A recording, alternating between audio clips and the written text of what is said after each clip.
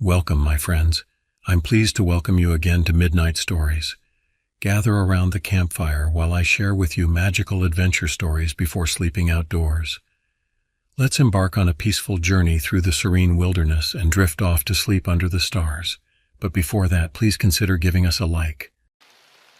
The pine trees swayed with a nervous energy, whispering secrets to each other as if they knew something I didn't. It was the summer of 2025. Deep in the heart of Shoshone National Forest in Wyoming, where the quiet had a way of making a person feel small. I've always been the type to find solace in nature, the kind of guy who thought a weekend in the wilderness would clear his head. My name is Gideon Welker, and at 32 I had traded my cushy desk job for the great outdoors.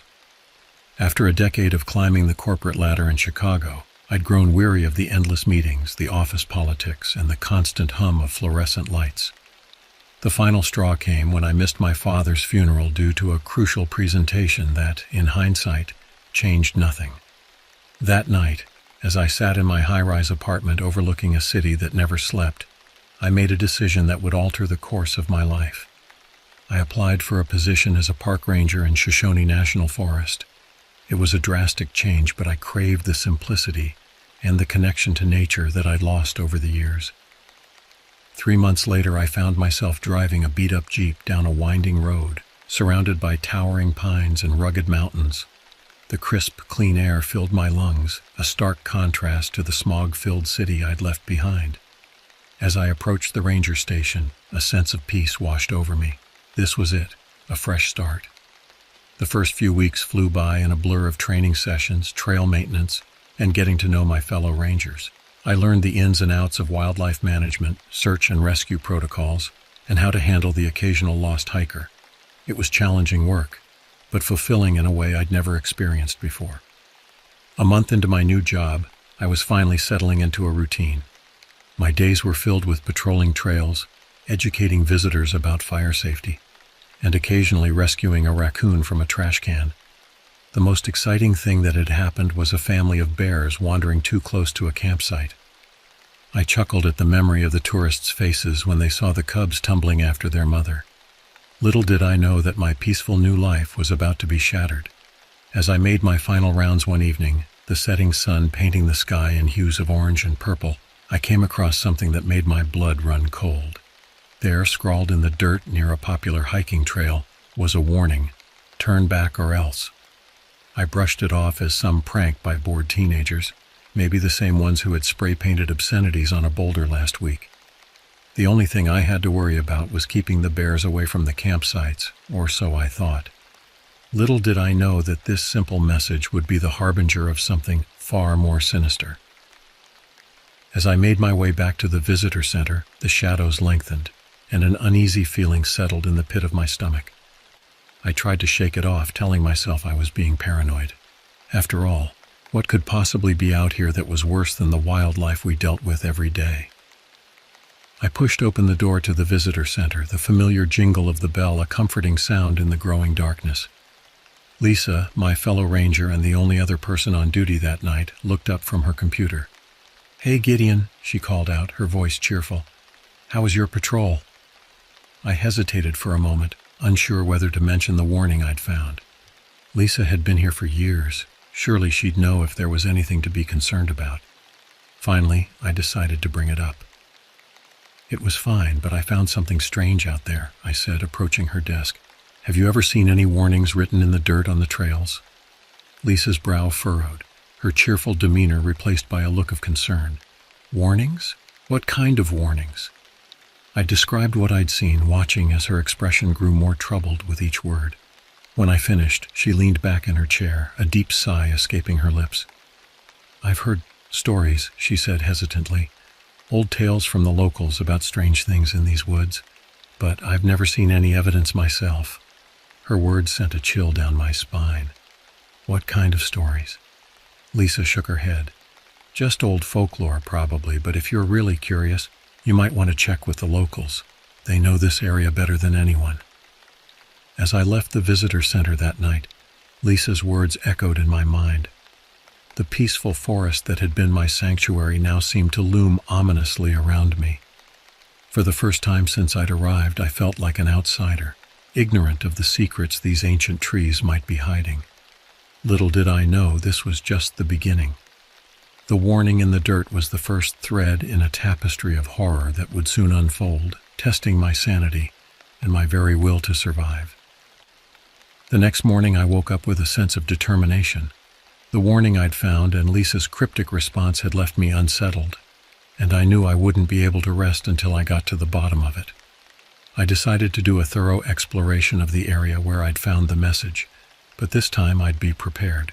I spent the early hours of the morning planning my route. I spread out a topographical map of the forest on my small kitchen table, tracing possible paths with my finger. The trail where I'd found the warning was part of a longer, more challenging hike that wound its way deep into the heart of the forest. It was a road I hadn't fully explored yet, and the thought of venturing into unknown territory sent a mixture of excitement and apprehension coursing through me. As I plotted my course, I couldn't shake the feeling that I was missing something. The warning had been clear: turn back or else. But from what? Bears? Mountain lions? Or was it something else entirely?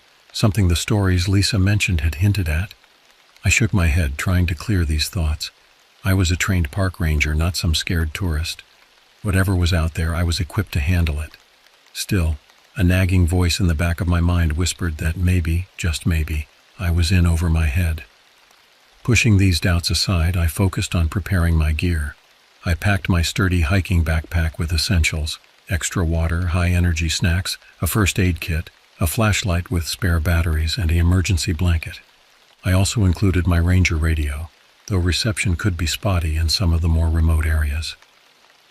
As I was checking my supplies, my hand brushed against something cold and metallic at the bottom of the bag. I pulled out the small handgun I'd been issued as part of my ranger equipment. I rarely carried it, preferring to rely on my bear spray and knowledge of wildlife behavior. But today, for some reason, I decided to bring it along. Better safe than sorry, I thought, trying to ignore the way my hand trembled slightly as I secured it in its holster.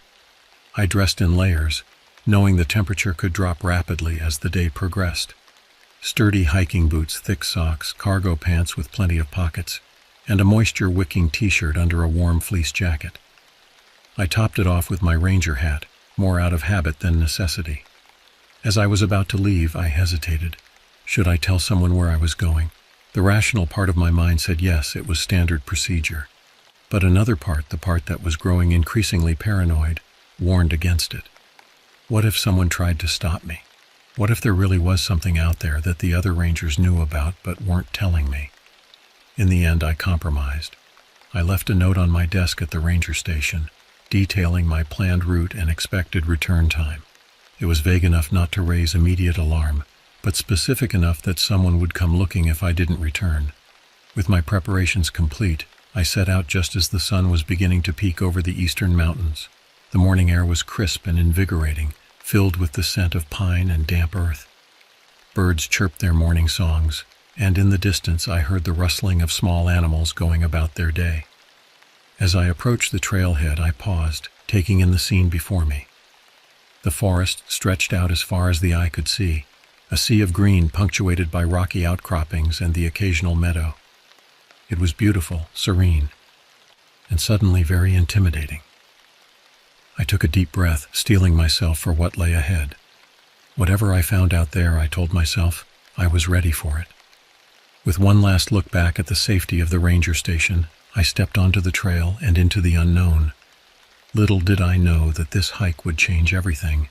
The forest I thought I knew was about to reveal its darkest secrets, and I was walking right into the heart of a mystery that would push me to my very limits.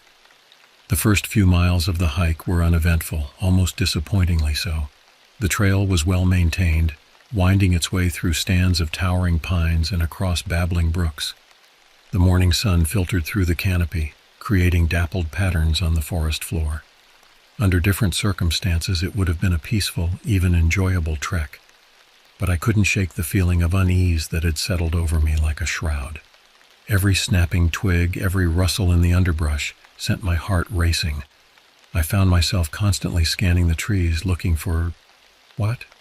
I wasn't even sure anymore. As I hiked, I tried to distract myself by focusing on the beauty around me. I paused occasionally to identify different plant species, or to watch a chipmunk scurry across the path. It was all part of my training, this heightened awareness of my surroundings. But today, it felt different. Instead of appreciating the intricate web of life around me, I felt like I was cataloging potential threats. About 2 hours into the hike, I reached a small clearing. It was a picturesque spot with a fallen log perfect for sitting and a clear view of the sky above. I decided to take a short break, dropping my pack and stretching my legs. As I sat on the log, sipping water and munching on a granola bar, I heard a sound that made me freeze mid-bite. It was a low, keening wail, unlike anything I'd ever heard before. It wasn't a wolf or a coyote nor any other animal I could identify. The sound seemed to come from everywhere and nowhere at once, echoing through the trees before fading away. I jumped to my feet, my hand instinctively going to the gun at my hip. My eyes darted around the clearing, searching for the source of the sound. But there was nothing, just the trees swaying gently in the breeze, and the distant cry of a hawk. Had I imagined it? The forest was quiet now, almost unnaturally so. No birds singing, no insects buzzing. It was as if the entire forest was holding its breath, waiting for something to happen. I shook my head, trying to clear it. I was letting my imagination run wild, influenced by that stupid warning and Lisa's cryptic comments. There had to be a logical explanation. Maybe it was just the wind or two branches rubbing together in an unusual way. Still, I couldn't shake the feeling that something was watching me. The hairs on the back of my neck stood on end, and a chill ran down my spine despite the warmth of the day. I quickly packed up my things, suddenly eager to be moving again. As I shouldered my pack, I noticed something that made my blood run cold. There, at the edge of the clearing, partially hidden by a bush, was a scrap of fabric. I approached cautiously, my heart pounding in my chest.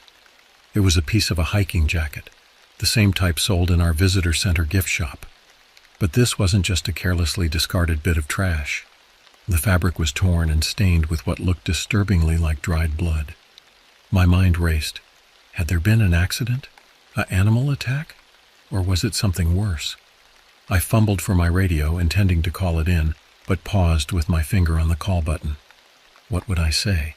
That I'd found a scrap of bloody cloth and heard a weird noise? They'd think I was losing it. No, I decided. I needed more information before I called this in. I carefully bagged the fabric scrap, making a mental note of its location.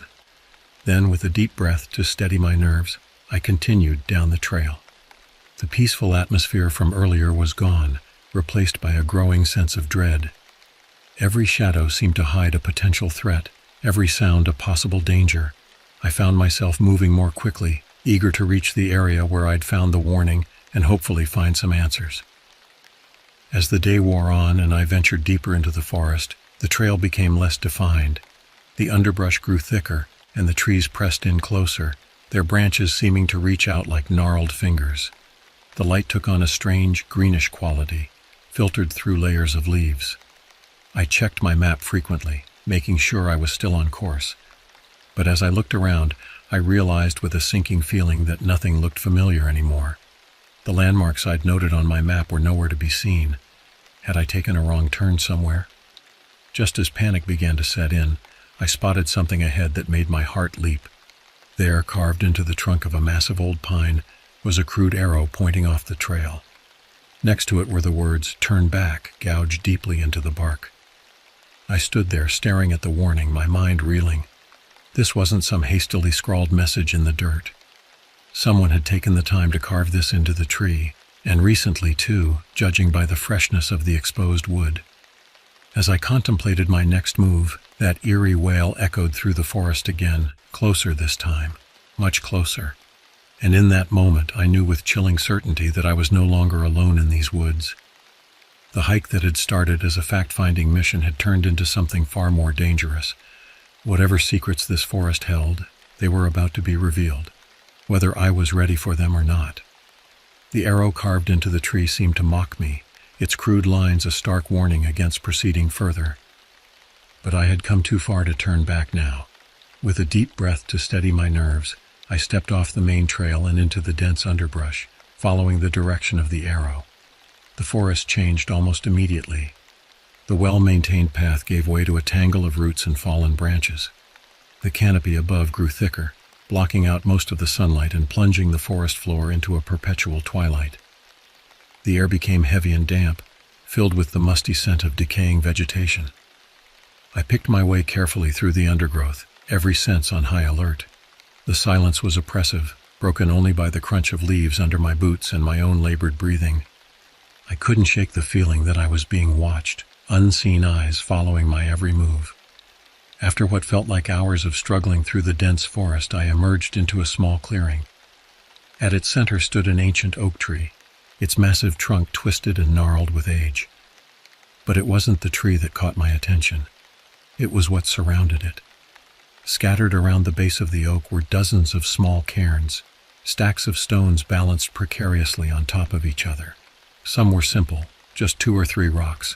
Others were more complex, spiraling upwards in intricate patterns. In the dim light, they cast long, distorted shadows that seemed to writhe and move of their own accord. I approached cautiously, my skin crawling with an inexplicable sense of wrongness. This was no natural formation. Someone or something had created this bizarre monument. But why? And more importantly, who? As I circled the tree, examining the cairns, something caught my eye. There, half hidden by the roots of the oak, was a small opening. A cave? No, I realized as I crouched down for a closer look. It was the entrance to a tunnel. The tunnel was roughly circular, about 3 feet in diameter. It sloped downward into the earth, disappearing into inky blackness. A cool draft wafted from its depths, carrying with it a sickly sweet odor that made my stomach churn. Every instinct screamed at me to turn back, to get as far away from this place as possible. But a morbid curiosity kept me rooted to the spot. What was down there? Could it hold the answers to the mysteries that had been plaguing me? Before I could talk myself out of it, I unclipped the flashlight from my belt and flicked it on. The beam seemed pitifully weak against the oppressive darkness of the tunnel. With one last look at the forest behind me, I took a deep breath and began to crawl into the opening. The tunnel was tight, the rough earth scraping against my back and shoulders as I inched forward. The air grew colder and damper the further I went, that strange odor intensifying until it was almost overwhelming. I tried to breathe through my mouth, fighting back waves of the tunnel seemed to go on forever, twisting and turning beneath the earth. Just as I was about to turn back, convinced I'd made a terrible mistake, the passage widened. I emerged into a large underground chamber, my flashlight beam barely penetrating the darkness. As my eyes adjusted, I began to make out shapes in the gloom. The chamber was roughly circular, its walls smooth as if carved by water over millennia. But it was what filled the space that made my blood run cold. Scattered throughout the chamber were piles of bones. Some were clearly animal, the unmistakable skulls of deer and elk. But others were disturbingly human-like, femurs and ribs and skulls, some still with tattered bits of clothing clinging to them. I stumbled backward, my mind reeling. What was this place? A predator's den? But what kind of predator could do this? As I swept my flashlight around the chamber, something caught my eye. There on the far wall were markings, not random scratches, but deliberate, ordered symbols. I approached cautiously, my curiosity overriding my fear. The symbols were unlike anything I'd ever seen before. They seemed to shimmer and shift in the beam of my flashlight, as if alive. As I stared at them, trying to make sense of their intricate patterns, I felt a strange buzzing in my head. The chamber began to spin around me, and I stumbled, catching myself against the damp wall. That's when I heard it. A low, guttural growl that seemed to come from everywhere at once.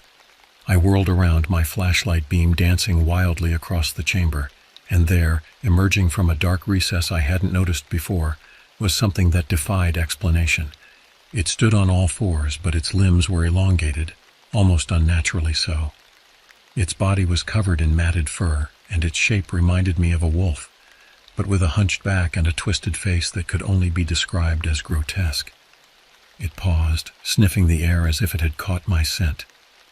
Every rational thought fled as panic surged through me. I reached for my radio, but my hand shook so badly that I couldn't get a grip. The creature locked onto my gaze, and for a moment time seemed to freeze. I was frozen in place, caught in the web of its stare. Then without warning, it lunged. The beast's charge snapped me out of my paralysis.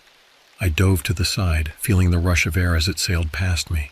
My flashlight clattered to the ground, its beam spinning wildly and creating a disorienting strobe effect in the chamber. I scrambled to my feet, heart pounding in my chest.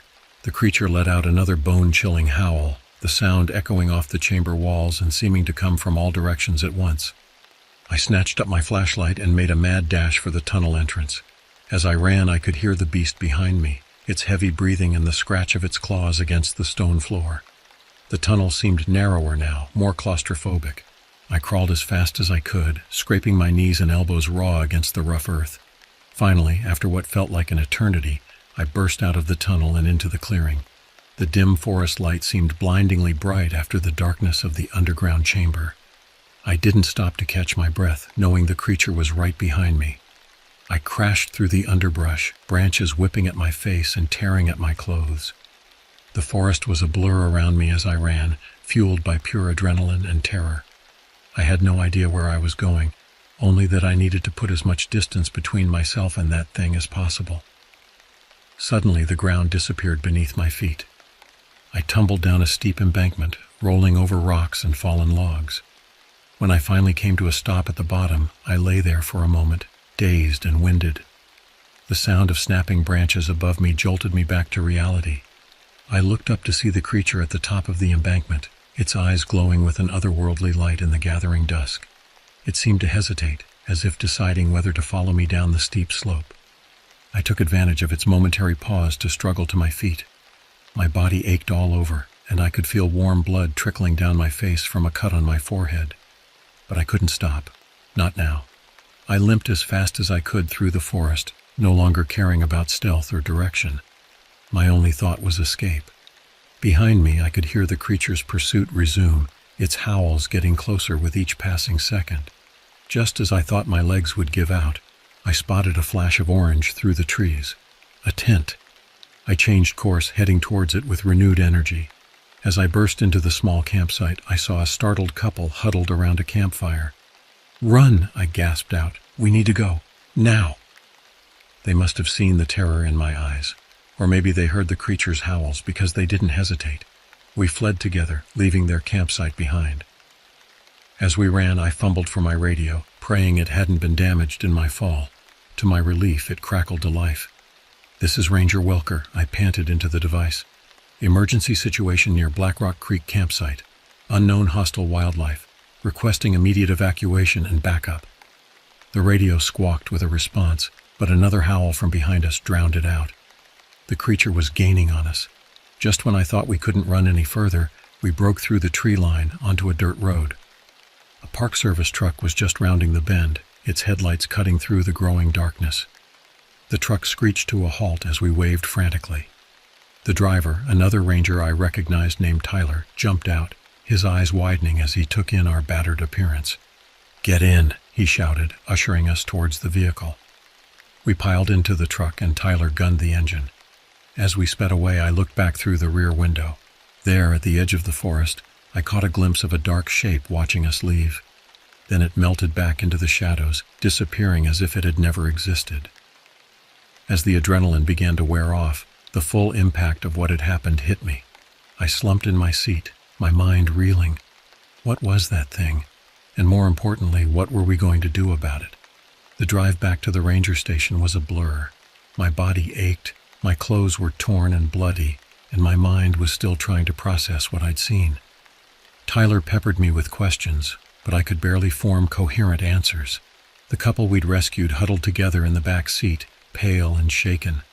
As we pulled up to the station, I saw a flurry of activity. News of the hostile wildlife had spread quickly, and a team was already assembling. Lisa rushed out to meet us, her face a mix of relief and concern. "Gideon, what happened out there?" she asked, helping me out of the truck. I winced as my feet hit the ground, every muscle in my body protesting the movement. I'm not sure," I stammered. "There was something in the woods, something I've never seen before." The next few hours passed in a whirlwind of debriefings, medical checkups, and frantic phone calls. I recounted my story multiple times, each retelling making it sound more unbelievable to my own ears.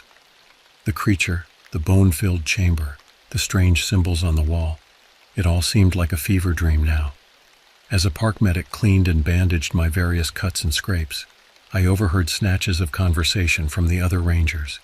Search parties were being organized. The forest was being closed to the public. There was talk of bringing in wildlife experts and even the military.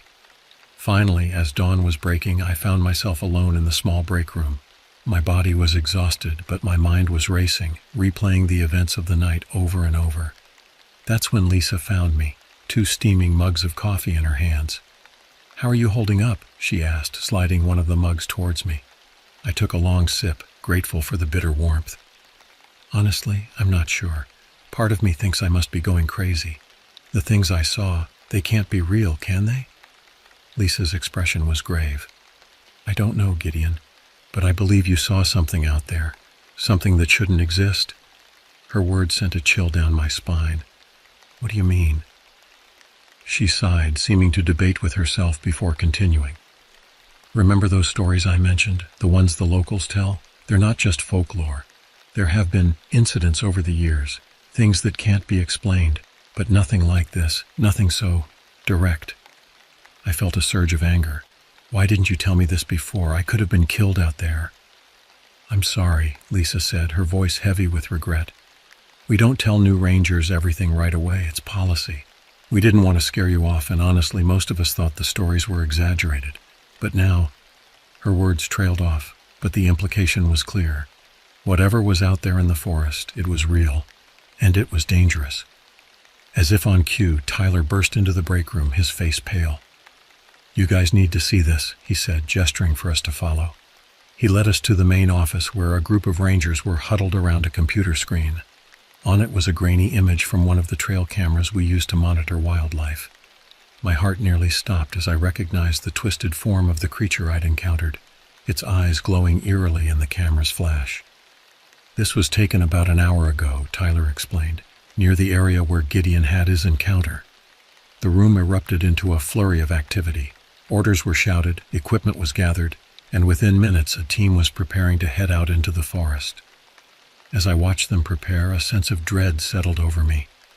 This was far from over. In fact, I had a sinking feeling that it was just the beginning. The creature was still out there, and now that its existence was confirmed, things were about to get a lot more complicated. I caught my reflection in a window and barely recognized myself. My face was pale and drawn, with dark circles under my eyes. But there was something else there too, a determination I hadn't felt before. I had seen this thing up close, had survived an encounter with it. If anyone was going to get to the bottom of this mystery, it would be me. As the first rays of sunlight began to filter through the trees, I made a decision. I would join the search team.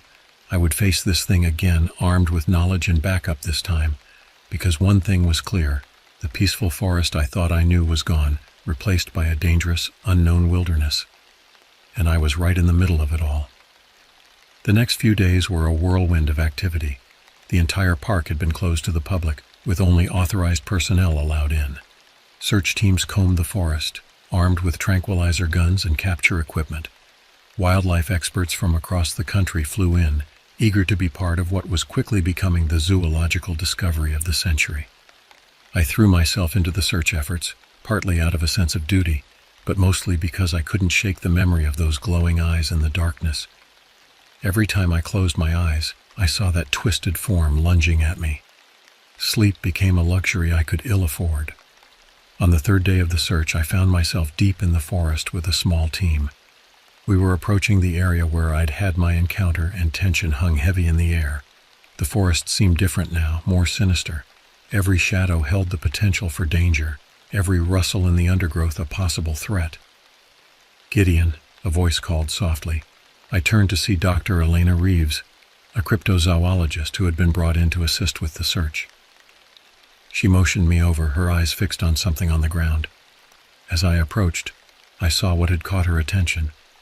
There, in the soft earth, was a footprint unlike anything I'd ever seen.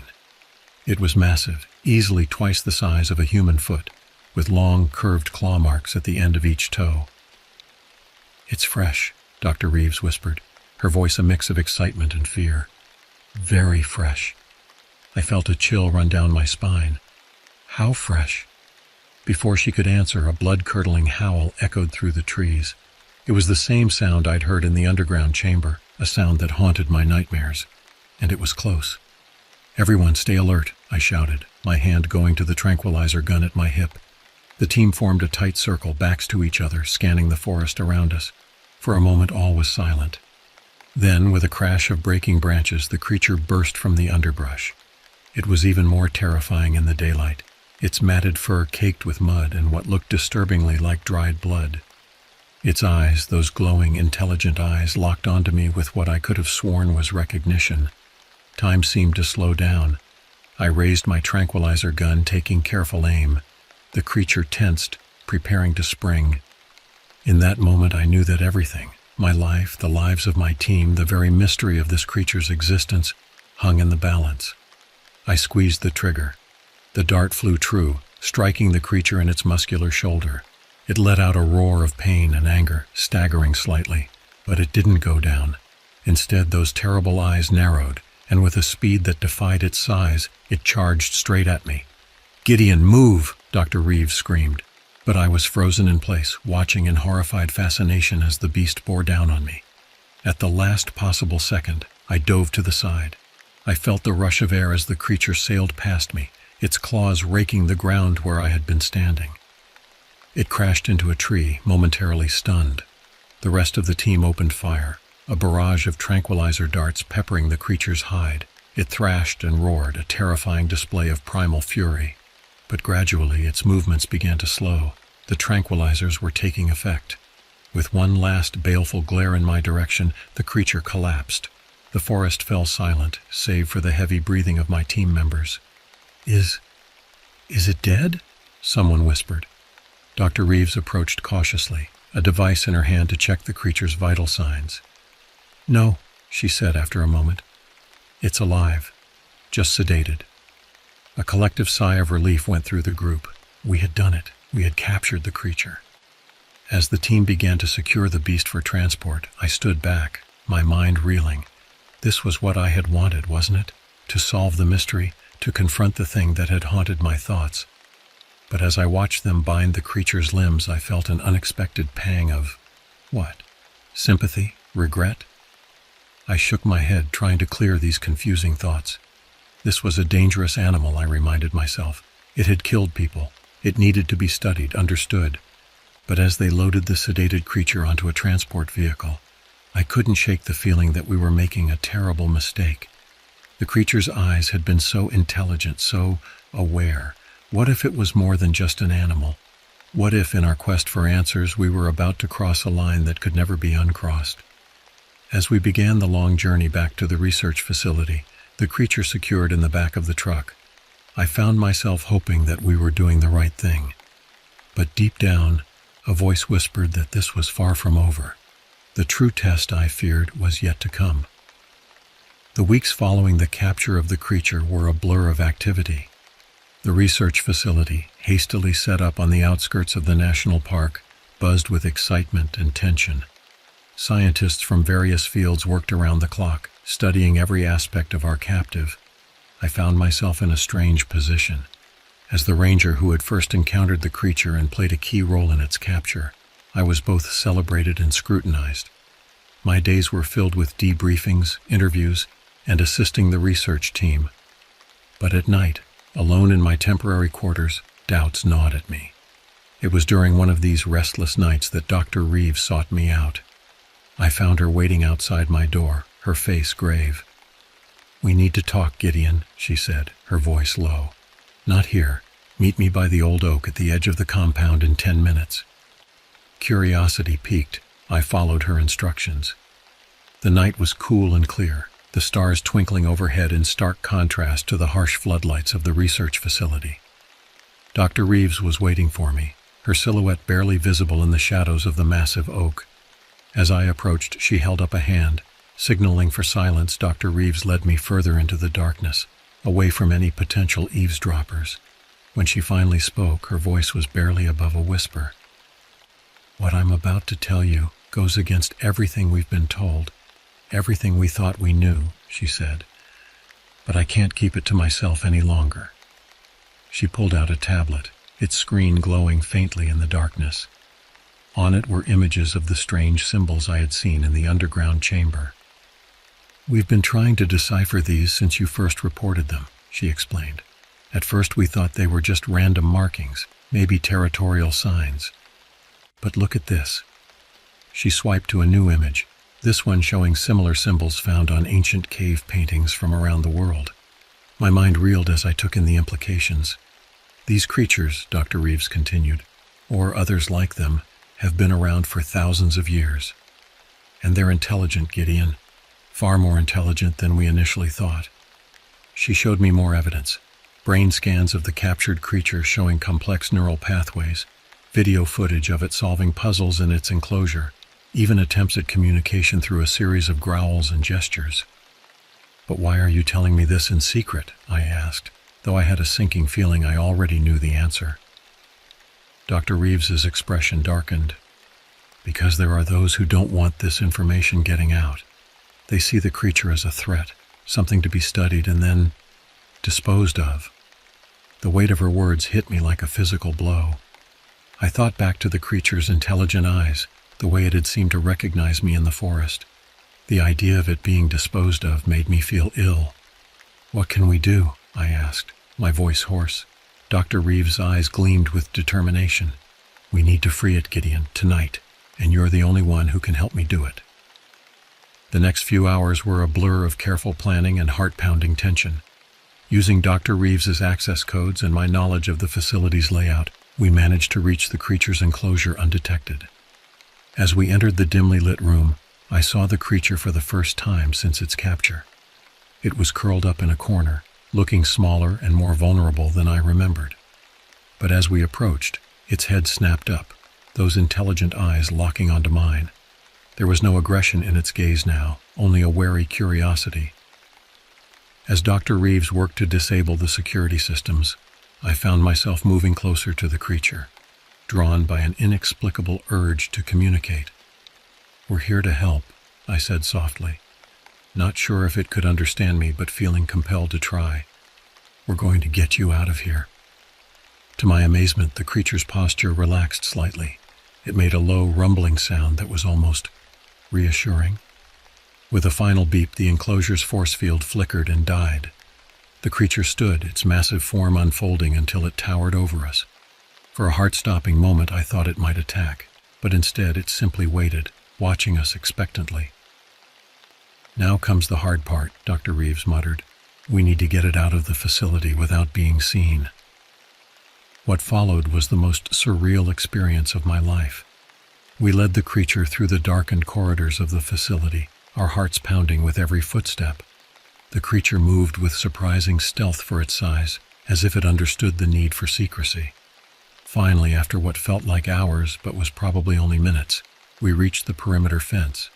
Dr. Reeves quickly disabled the electric current, creating a gap large enough for the creature to squeeze through. As it stood at the edge of the forest, the creature turned back to us. Its eyes met mine, and in that moment, I felt a profound connection. There was gratitude there, yes, but also something more, a sense of kinship, of shared understanding. Then, with a soft growl that sounded almost like "thank you," it melted into the shadows of the forest. Dr. Reeves and I stood in silence for a long moment, the weight of what we'd done settling over us. We knew there would be consequences, investigations, maybe even legal repercussions. But as I watched the spot where the creature had disappeared, I knew we had made the right choice. In the days and weeks that followed, the forest seemed to come alive in a way it never had before. Rangers reported increased wildlife activity, and there were whispered stories among the locals of a protective presence in the woods. As for me, I found a new purpose.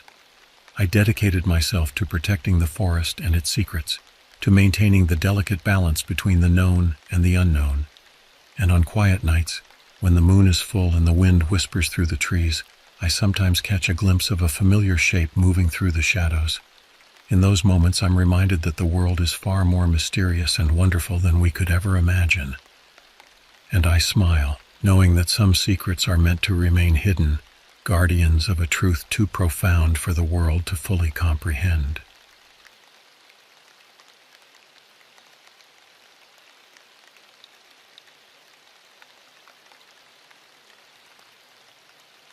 The wind whispered through the towering pines as I pulled my weathered pickup truck into the small parking lot at the edge of Gifford-Pinchot National Forest.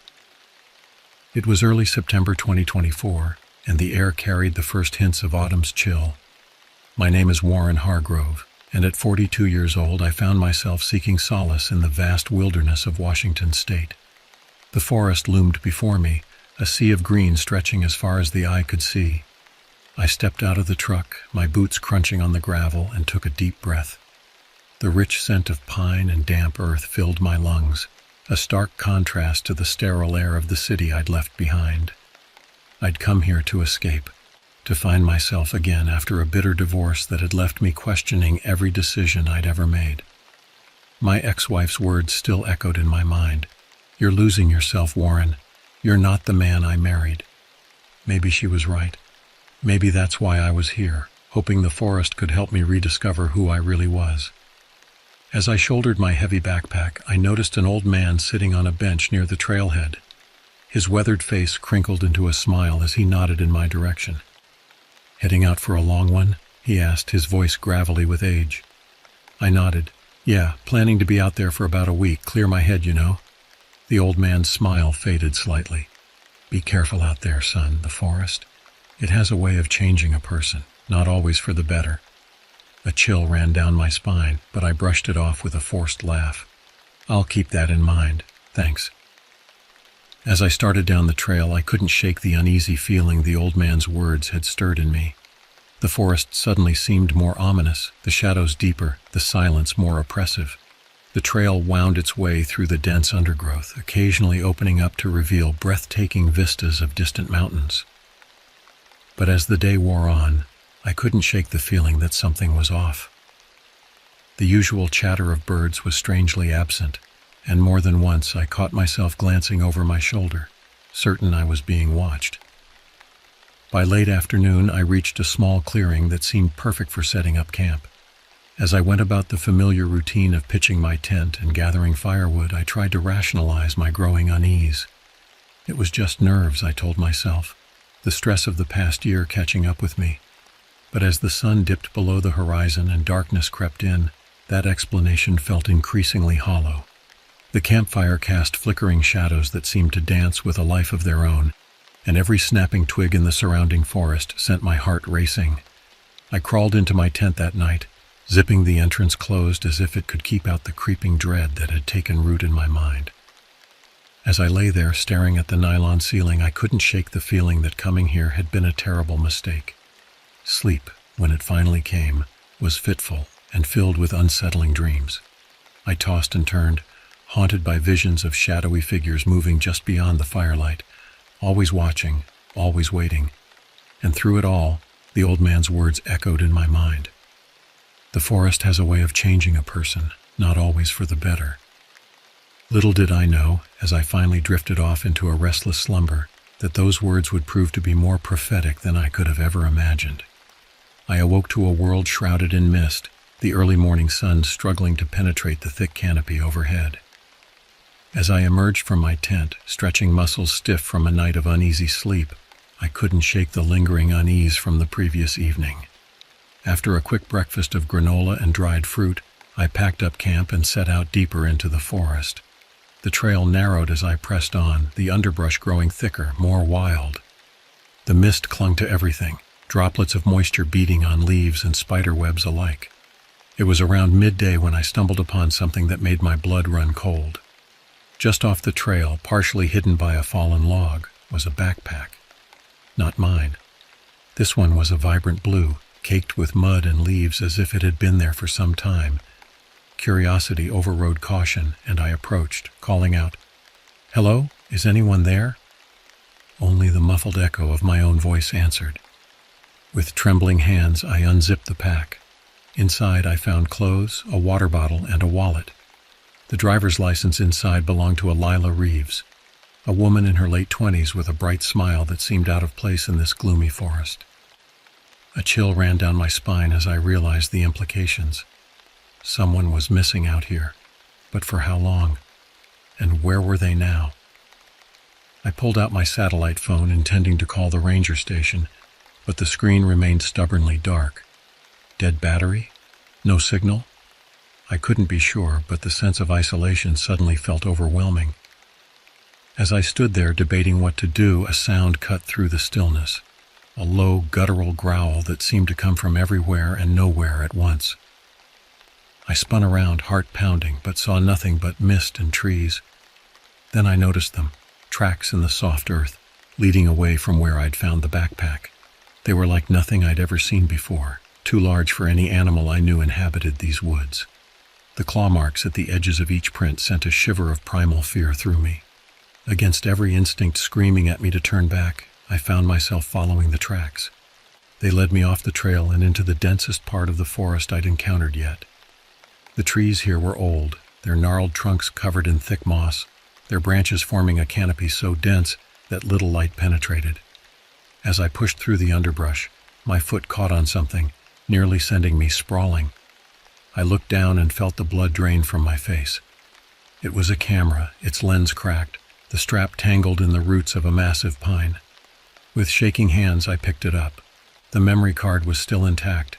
I slipped it into my own camera, and what I saw made my heart stop. The first few photos were typical tourist shots, sweeping vistas, close-ups of interesting plants and insects. But the last image, it was blurry, taken in haste. But I could make out a dark shape moving between the trees. It was huge, easily 7 or 8 feet tall, with a hulking, almost human-like silhouette. I nearly dropped the camera, my mind reeling. What was that thing? And more importantly, what had happened to the person who took this photo? As if in answer, that low growl sounded again, closer this time, much closer. I stuffed the camera into my pack and ran, crashing through the underbrush with no regard for the trail or direction. All I knew was that I had to get away, had to put as much distance between myself and whatever was out there as possible. I ran until my lungs burned and my legs felt like lead. When I finally stopped, gasping for breath, I realized with growing horror that I had no idea where I was. The forest around me was unfamiliar, the trail long since lost. As the reality of my situation sank in, I felt a wave of despair wash over me. I was lost in a forest that suddenly felt a lot less empty and a lot more dangerous than I had ever imagined. The sun was setting, painting the mist with eerie shades of orange and red. I knew I needed to find shelter, to regroup and figure out a plan. But as the shadows lengthened and that inhuman growl echoed through the trees once more, I couldn't shake the feeling that my nightmare was only just beginning. As darkness fell, panic threatened to overwhelm me. I was lost, alone, and something was out there, something that defied explanation. My survival training kicked in, reminding me that I needed to find shelter and fast. I stumbled through the deepening gloom, using the dim light of my headlamp to navigate. The forest seemed to close in around me, branches reaching out like gnarled fingers, snagging my clothes and scratching my skin. Just when I was about to give up hope, the trees thinned, and I found myself on the edge of a small clearing. There, bathed in the pale moonlight that had managed to break through the clouds, stood a cabin. It was an old structure, its log walls weathered and its roof sagging slightly under the weight of years. The windows were dark, some of them boarded up. Everything about it screamed abandoned, yet at that moment it looked like salvation. I approached cautiously, my footsteps crunching on the carpet of dead leaves. The porch creaked ominously as I stepped onto it, and I half expected it to collapse under my weight. I tried the door, locked. Desperation gave me strength, and I threw my shoulder against the aged wood. Once, twice, and on the third try, the door gave way with a splintering crack. The interior of the cabin was pitch black. I swept my headlamp around, revealing a single room filled with dust-covered furniture. A table, a couple of chairs, a pot-bellied stove in one corner, and a narrow bed pushed against the far wall. But it was the walls that caught my attention. Every available surface was covered in strange symbols and markings, etched deeply into the wood. They formed bizarre, swirling patterns that seemed to move in the shifting beam of my light. With a start, I realized that some of the symbols resembled the tracks I had seen earlier, the ones that had led me to the lost camera. A chill ran down my spine as I wondered what kind of person would carve such things and why. I closed the door as best I could, wedging a chair under the handle for good measure. It wasn't much, but it made me feel a little safer. As I explored the cabin further, I found an old kerosene lamp and some matches. The warm glow of the lamp brought little comfort as it illuminated more of the unsettling etchings on the walls. In one corner, partially hidden behind the stove, I found a stack of old newspapers. The dates on them shocked me. The most recent was from 1985, nearly 4 decades ago. One headline caught my eye. Local man claims forest spirit responsible for missing hikers. The article went on to describe a series of disappearances in the area, all blamed on some sort of creature that supposedly protected the forest. I remembered the old man's warning at the trailhead, and a sick feeling settled in my stomach. Was this all connected somehow? The missing hiker's backpack, the strange tracks, the creature in the photograph, and now these carvings and old newspaper stories? A sudden noise outside made me freeze. Something was moving around the cabin, its heavy footsteps crunching on the leaf litter. I heard sniffing like an animal trying to catch a scent. I extinguished the lamp and crouched in the darkest corner of the cabin, hardly daring to breathe. The footsteps circled the structure once, twice, before finally moving away into the forest. Long minutes passed before I dared to move. My heart was pounding so hard I was sure it could be heard for miles. As the adrenaline began to fade, exhaustion took its place. I was safe for the moment, but I knew I couldn't stay here forever. Sooner or later I would have to venture back out into the forest and face whatever was out there. I laid down on the dusty bed, my mind racing with questions. What was that creature? Was it responsible for the missing hiker? And most pressingly, how was I going to get out of this alive? Sleep, when it finally came, was filled with nightmares of dark shapes moving through mist-shrouded trees, always just out of sight but drawing ever closer. I awoke with a start, disoriented in the dim light filtering through the boarded-up windows. For a moment I couldn't remember where I was. Then it all came rushing back.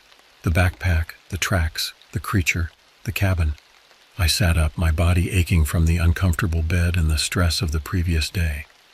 Sunlight streamed through the cracks in the boards, illuminating dust motes dancing in the air. In the harsh light of day, the cabin seemed less menacing, but the eerie carvings on the walls were a stark reminder of the strangeness I had stumbled into. I knew I needed to find my way back to civilization, but the thought of venturing out into the forest again filled me with dread.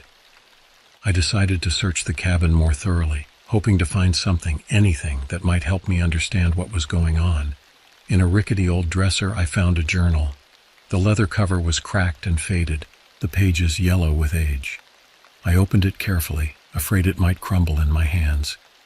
The journal belonged to a man named Jeremiah Blackwood. The entries dated back to the 1970s, and as I read, a chill ran down my spine. Jeremiah wrote about the forest, about a presence he felt watching him. He described encounters with a creature that matched what I had seen in the photograph. Tall, humanoid, but definitely not human.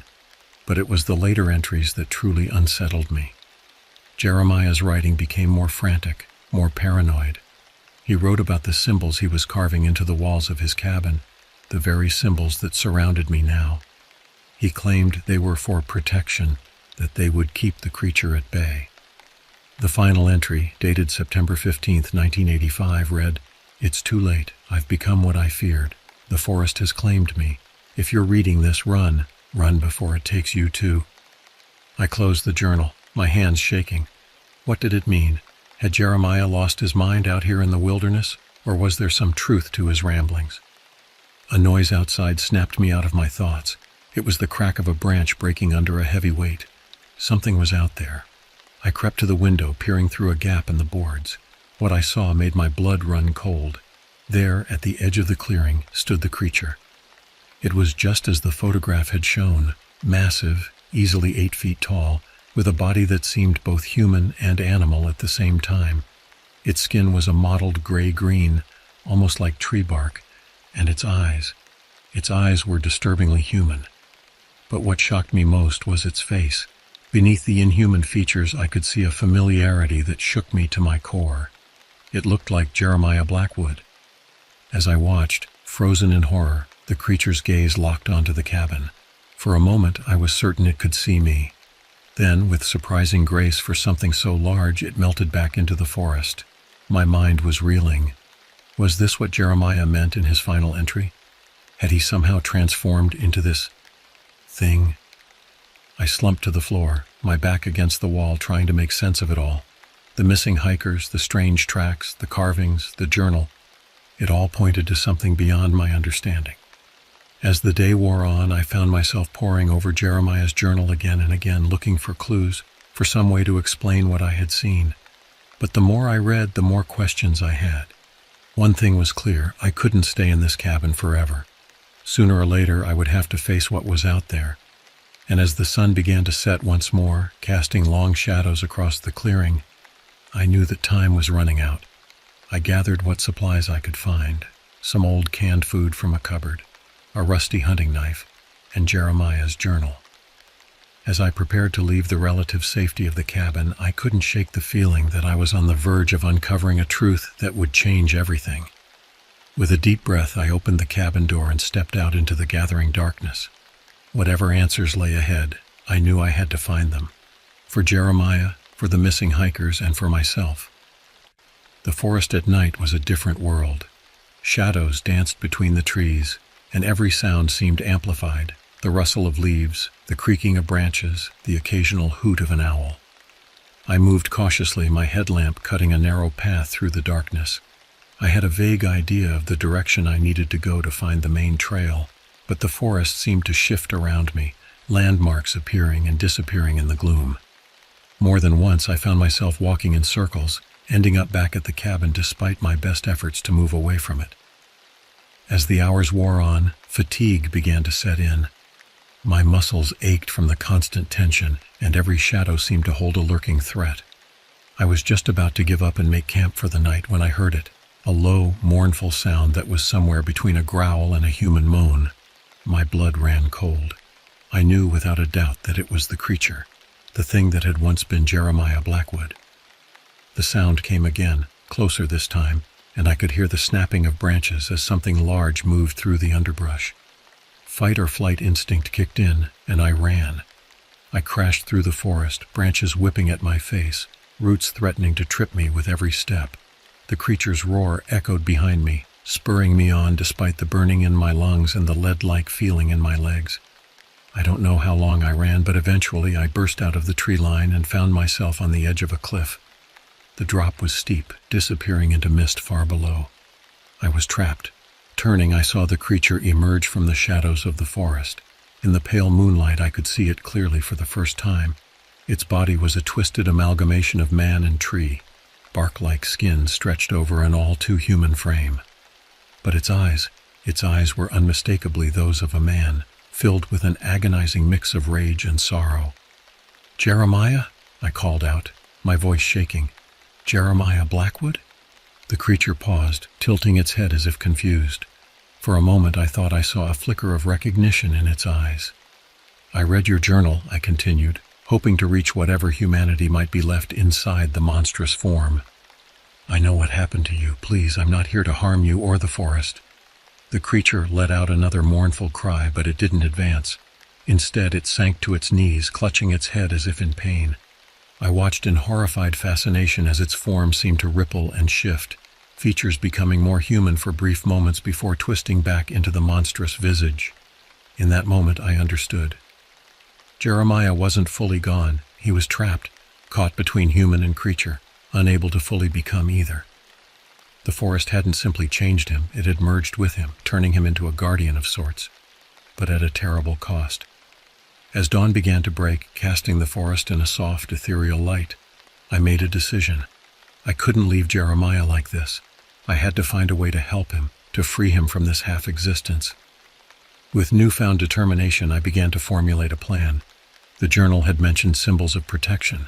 Perhaps there was a way to reverse the process, to separate Jeremiah from the forest entity that had consumed him. I approached the creature slowly, hands raised to show I meant no harm. "Jeremiah," I said softly, "I want to help you. Can you understand me?" The creature, Jeremiah, let out a low groan, but didn't move. I took that as a good sign and continued to speak, telling him about my own life, my reasons for coming to the forest.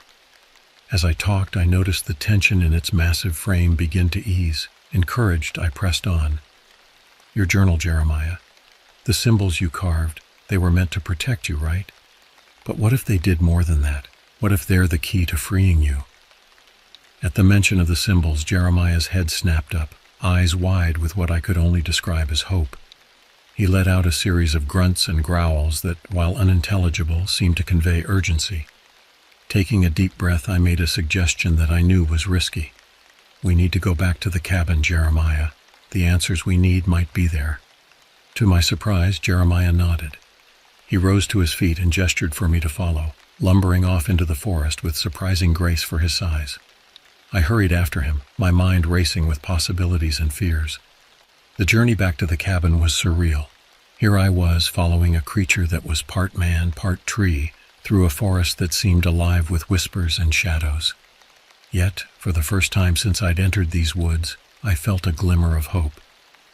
When we reached the cabin, Jeremiah hung back, seemingly unable or unwilling to enter. I went inside, my eyes immediately drawn to the symbols carved into the walls. In the early morning light filtering through the cracks, they seemed to pulse with an otherworldly energy. I pulled out the journal and began to study it intensely, looking for any clue that might help. Hours passed as I pored over Jeremiah's frantic scribblings, trying to decipher the meaning behind the symbols. As the sun began to set once more, I finally found something promising. A series of symbols, different from the others, accompanied by a cryptic note. The key to unmaking is in the remaking, blood freely given under the full moon's light. I rushed outside to share my discovery with Jeremiah. As I explained what I'd found, I could see understanding dawn in his two human eyes.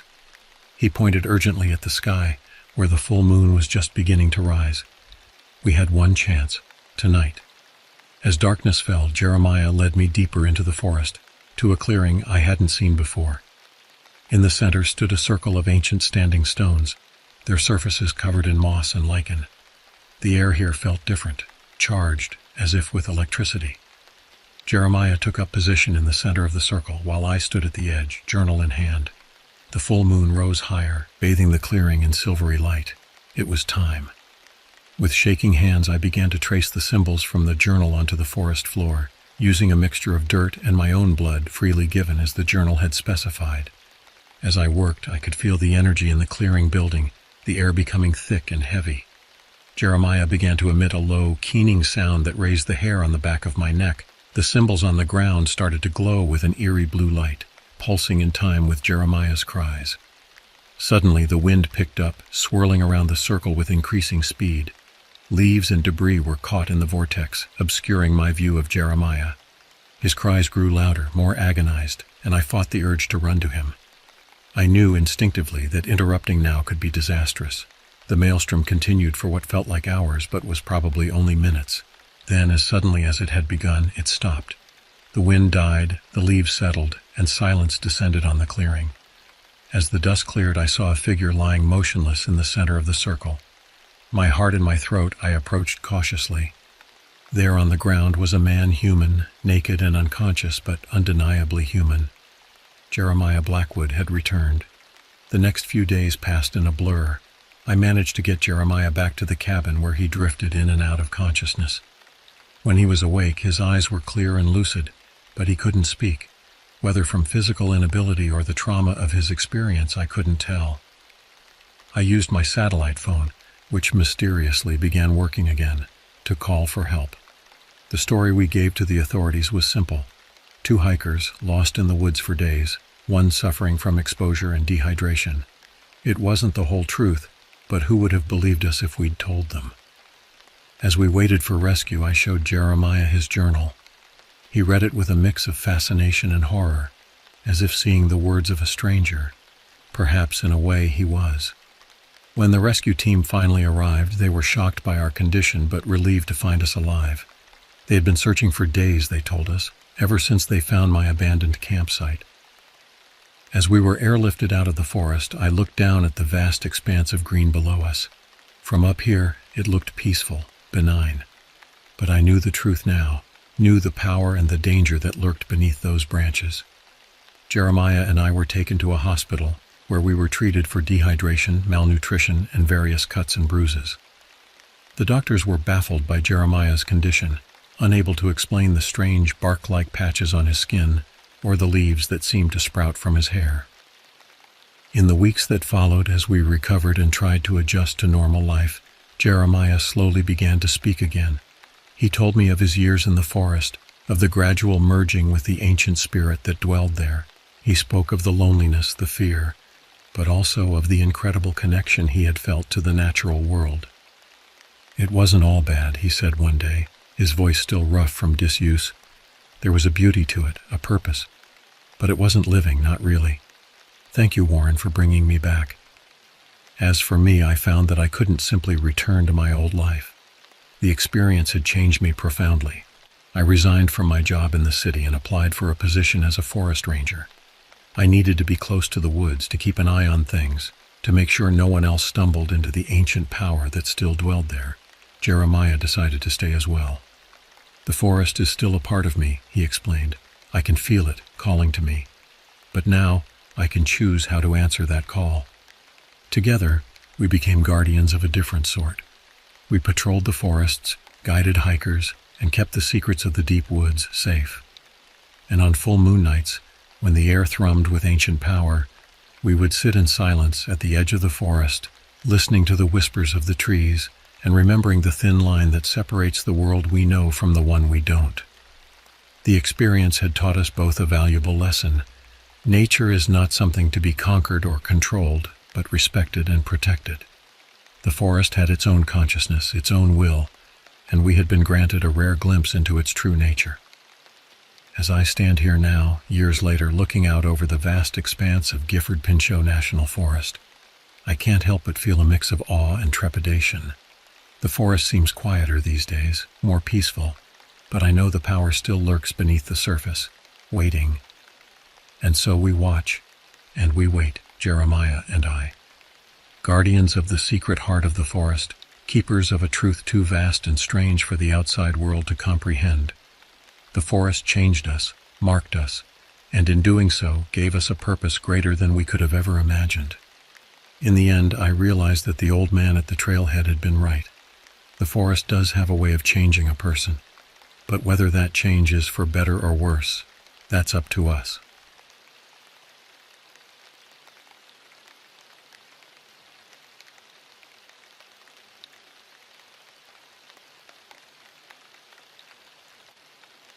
The crackle of the radio cut through the stillness of the ranger station, jarring me from my thoughts. It was early morning, the kind where mist still clung to the pines and the world seemed to hold its breath. I'd been a ranger at Olympic National Park for nearly a decade, and the calm of these early hours was usually my favorite part of the job. "Ranger Krause, come in. Over." The dispatcher's voice was tight, unusual for the typically laid-back calm chatter. I reached for the radio, a knot forming in my stomach. "This is Krause. Go ahead." "We've got a situation near Skookum Meadows. Campers reported missing since yesterday. Last known location was off-trail, heading east from the main campground. Need you to check it out?" I sighed, rubbing my eyes. Missing campers. It was never good news, especially this deep into the wilderness. "Copy that. I'm on my way. Any other details?" "Negative. Just get out there and report back. And Krause, be careful. Something about this one feels off." The radio fell silent, leaving me with an uneasy feeling. I'd done search and rescues before, but something in the dispatcher's tone set me on edge.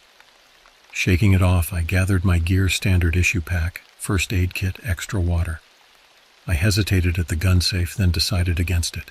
In all my years as a ranger, I'd never needed a firearm. Why start now? As I loaded up my truck, the sky darkened ominously. A storm was rolling in, because of course it was. Perfect weather for traipsing through dense forest looking for lost hikers. I took a moment to stare at the tree line, the ancient pines looming like sentinels. For a second, I could have sworn I saw movement in the shadows, but I blinked and it was gone. The drive to Skookum Meadows was long and winding, the road narrowing until branches scraped against the sides of my truck like bony fingers. I'd always loved these woods, felt at home among the towering trees and hidden streams, but today, something felt different. The forest seemed to press in closer, watchful and hungry. I parked at the trailhead, the gravel crunching under my tires sounding unnaturally loud in the stillness. As I stepped out, the air felt heavy, charged with something I couldn't quite name. I radioed in my arrival, my voice sounding small against the vastness of the wilderness. "This is Ranger Krause. I'm starting my search at Skookum Meadows trailhead. We'll check in every hour. Over." "Copy that, Krause. Stay alert out there." I shouldered my pack, taking a deep breath of the damp, pine-scented air. The trail stretched before me, disappearing into the gloom of the forest. For the first time in years, I felt a flicker of apprehension as I took my first steps into the woods. The trees seemed to close in behind me, muffling the sounds of the outside world. All I could hear was the crunch of my boots on the path and my own breathing. As I hiked deeper into the wilderness, I couldn't shake the feeling that something was watching me, tracking my every move. I tried to focus on the task at hand, scanning the ground for any signs of the missing campers. But my mind kept wandering, replaying old stories I'd heard around campfires. Tales of hikers gone missing, of strange sounds in the night, of things that lurked just beyond the firelight. I'd always dismissed them as folklore, the kind of stories people tell to make the wilderness seem more exciting. But now, with each step taking me further from civilization, those stories didn't seem so far-fetched. The forest had secrets, and I was beginning to think that maybe, just maybe, I was about to uncover one of them. As the day wore on and the light began to fade, I realized I was in for a long night. Whatever was waiting for me in the depths of Skookum Meadows, I had a sinking feeling that my life was about to change forever. As twilight settled over the forest, I found myself at a crossroads. The main trail stretched ahead, well-worn and familiar, but to my right, barely visible in the fading light, was a narrow path that seemed to wind deeper into the untamed wilderness. My instincts screamed to stick to the main trail, but something tugged at me, urging me towards the unknown. With a deep breath, I made my decision. The missing campers had reportedly gone off trail, and if I was going to find them, I needed to follow their path. I clicked on my flashlight and stepped onto the narrow trail, the undergrowth immediately closing in around me. The forest seemed to change as I ventured further from the main path. The trees grew older, their trunks gnarled and twisted into grotesque shapes. Moss hung from the branches like tattered curtains, and the air grew thick with the scent of decay. My flashlight beam cut through the darkness, casting eerie shadows that seemed to move of their own accord. After what felt like hours of hiking, I came across the first sign of the missing campers. A small clearing barely big enough for a tent with the remnants of a campfire in the center. I knelt down, running my fingers through the cold ashes. Something wasn't right. The fire pit was scattered, as if someone had frantically stomped it out. As I stood, a faint sound caught my attention, a rustling in the underbrush, too deliberate to be the wind. I swung my flashlight towards the noise, heart pounding. For a split second, I thought I saw a figure ducking behind a tree, too tall and thin to be human, but when I blinked, it was gone. "Hello?" I called out, my voice sounding weak and foreign in the oppressive silence. "This is Ranger Krause. Is anyone there?" No response came save for the echo of my own voice bouncing back at me from the depths of the forest. I shook my head, trying to clear the creeping dread that was settling over me. I was letting my imagination run wild, seeing things that weren't there. I needed to focus on the task at hand. I continued on, pushing deeper into the wilderness. The trail had long since disappeared, leaving me to navigate through dense underbrush and overfallen logs. The forest seemed to be actively working against me, branches snagging my clothes and roots, threatening to trip me with every step. As I climbed over a particularly large fallen tree, a smell hit me, foul and putrid, like rotting meat left in the sun. I gagged, covering my nose with my sleeve. The stench seemed to be coming from up ahead, and every instinct told me to turn back. But I couldn't, not if there was a chance the campers were in trouble. I pressed on, the smell growing stronger with each step. My flashlight beam fell on something ahead, a splash of color against the dark forest floor. As I drew closer, my blood ran cold. It was a backpack torn to shreds and covered in what looked horribly like dried blood. I knelt down to examine it, my hands shaking.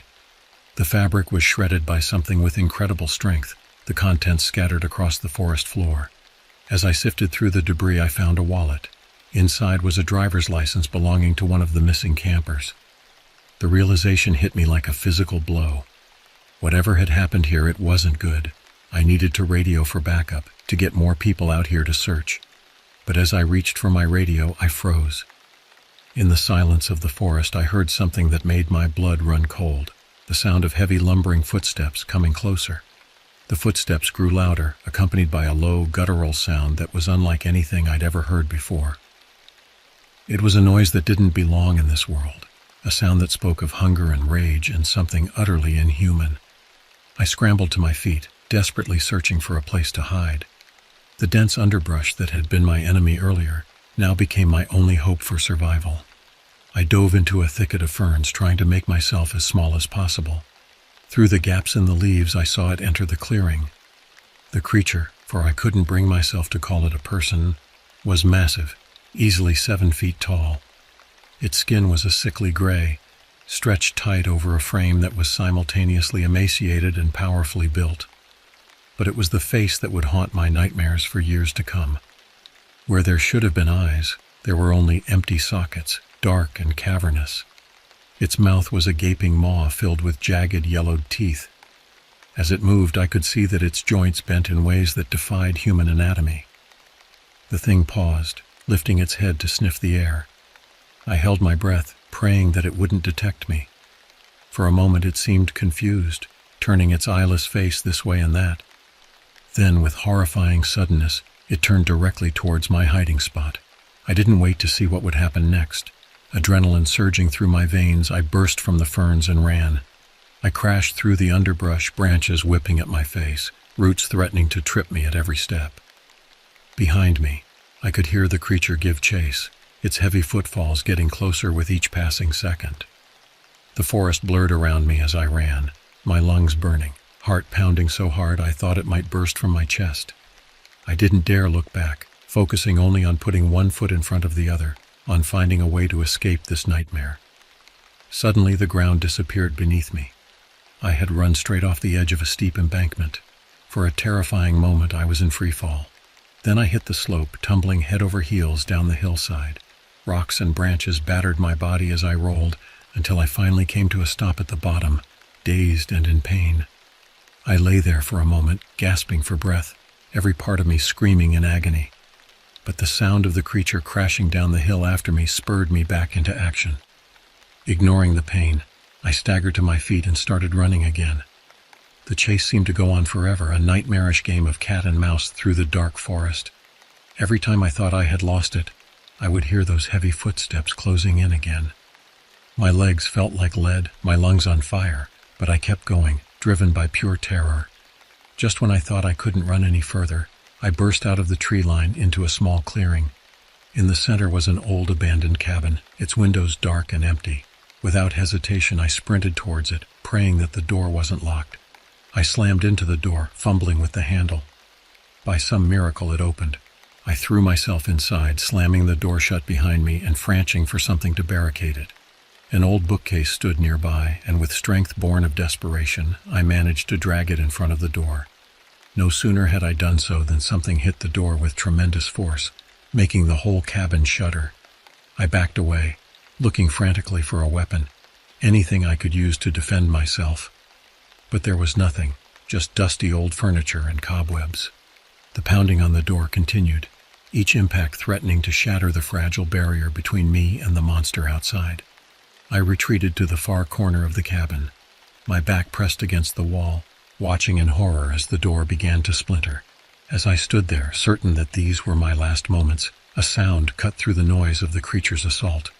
A voice calling out in the darkness, "Kraus, where are you?" It was Nate, another ranger. I had never been so glad to hear another human voice in my life. "Here," I screamed. "I'm in here." What happened next was a blur. There was the sound of a gunshot, then another. The pounding on the door stopped abruptly. Then Nate was there, forcing the door open, his face pale with shock as he took in the scene. "What the hell happened here?" he asked, helping me to my feet. I opened my mouth to explain, but no words came out. How could I possibly describe what I had seen, what had chased me through the forest? Instead, I just shook my head, gesturing weakly towards the door. Nate seemed to understand. He nodded grimly, leading me out of the cabin. "Let's get you out of here," he said. "Whatever that thing was, it's gone now." As we made our way back through the forest, I couldn't shake the feeling that we were being watched. The creature might have been driven off, but I knew deep in my bones that it was still out there, and I had a sinking feeling that this was far from over. The drive back to the ranger station was a blur. Nate kept glancing at me, concern etched on his face, but I couldn't bring myself to speak. How could I explain what I had seen, what had chased me through the darkness? The words seemed to stick in my throat, leaving me mute and trembling. When we finally arrived, I was immediately whisked away to the infirmary. The doctor, a kind-faced woman named Dr. Reeves, examined me thoroughly, clucking her tongue at the array of cuts, bruises, and scrapes that covered my body. "What on earth happened out there, Evan?" she asked as she cleaned a particularly nasty gash on my arm. I opened my mouth, then closed it again. How could I tell her about the creature with its eyeless face and impossible anatomy? About the chase through the forest that defied all logic?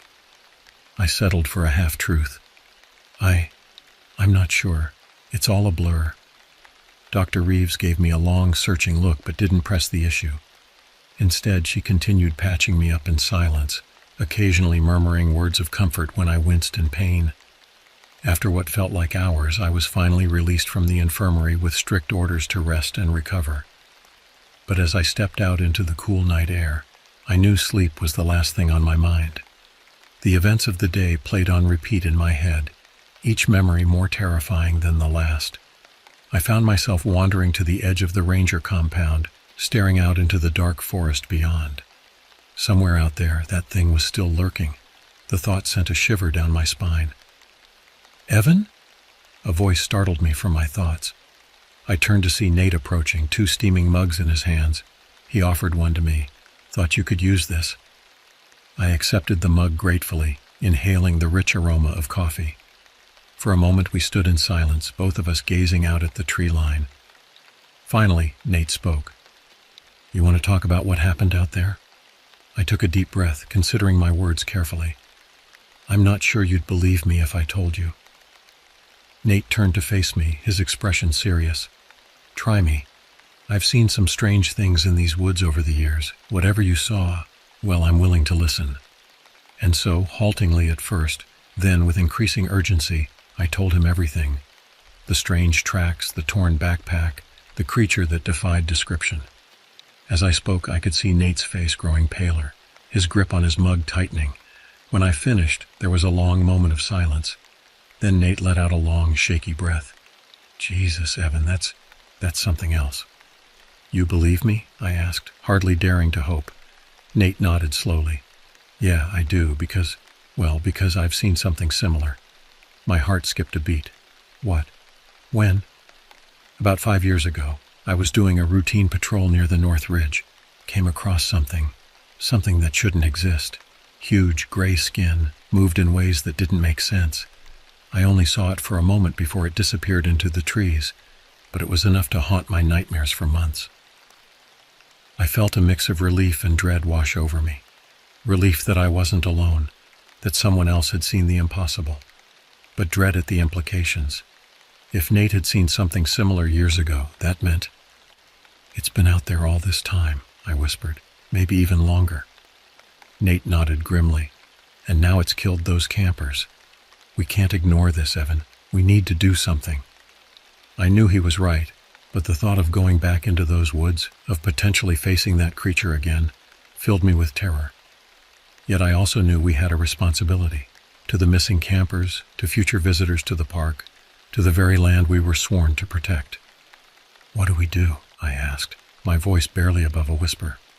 Nate's expression hardened with determination. "We go back, we find evidence, and we put an end to whatever the hell is out there." As I nodded in agreement, I couldn't shake the feeling that we were about to embark on something that would change our lives forever. The forest loomed before us, dark and foreboding, holding secrets that defied imagination, and somewhere in its depths, a monster waited. The next few days passed in a haze of debriefings, reports, and hushed conversations. Officially, we were dealing with a case of missing campers, possibly the victims of a bear attack. Unofficially, Nate and I were preparing for something far worse. We met in secret, away from the prying eyes and ears of our fellow rangers. In Nate's small cabin on the edge of the compound, we pored over maps, discussed strategies, and tried to make sense of what we were up against. "We need to be smart about this," Nate said, tracing a route on the map spread out before us. "Whatever this thing is, it's dangerous. We can't just go charging in there half-cocked." I nodded, my fingers absently tracing the scar on my arm, a constant reminder of my encounter. "What do you suggest?" Nate leaned back, his face grim. "We need to treat this like we're hunting a predator, because that's exactly what we're doing. We need to understand its territory, its habits, its weaknesses." "Do we even know if it has weaknesses?" I asked, the memory of its inhuman strength and speed still fresh in my mind.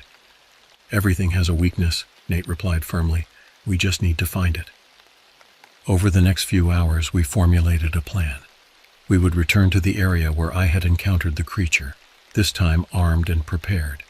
We'd set up camera traps, hoping to capture evidence of its existence. And we'd lay bait, trying to lure it into the open where we could observe it safely. As we worked, I couldn't help but voice the fear that had been gnawing at me. What if we're in over our heads, Nate? What if this is something we're not equipped to handle? Nate was quiet for a moment, his eyes distant. Then he turned to me, his expression resolute. "Maybe we are. But if we don't do something, more people are going to die. We're the only ones who know what's really out there. It has to be us." I knew he was right, but it didn't make the prospect any less terrifying. As we finalized our plans, I found myself wondering if we were making a terrible mistake. But the memory of that torn backpack, of the lives already lost, steeled my resolve. We had to do this, no matter the cost. The night before we were set to head out, I found myself unable to sleep. I tossed and turned, my mind racing with possibilities, each more horrifying than the last. When I finally did drift off, my dreams were filled with eyeless faces and the sound of heavy footsteps in the dark. I awoke before dawn, feeling as if I hadn't slept at all. As I prepared my gear, checking and double-checking everything, a sense of foreboding settled over me. Whatever happened out there in the woods, I knew that nothing would ever be the same again. Nate met me at the trailhead, his face a mask of determination. We did one final check of our equipment, cameras, bait, weapons, and enough supplies to last us several days in the wilderness. As the first rays of sunlight began to peek over the horizon, we set off into the forest, leaving the safety of civilization behind. The woods seemed different now, charged with a sense of menace that I had never noticed before. Every shadow held the potential for danger, every rustle in the undergrowth a possible threat. We moved silently, communicating with hand signals and meaningful looks.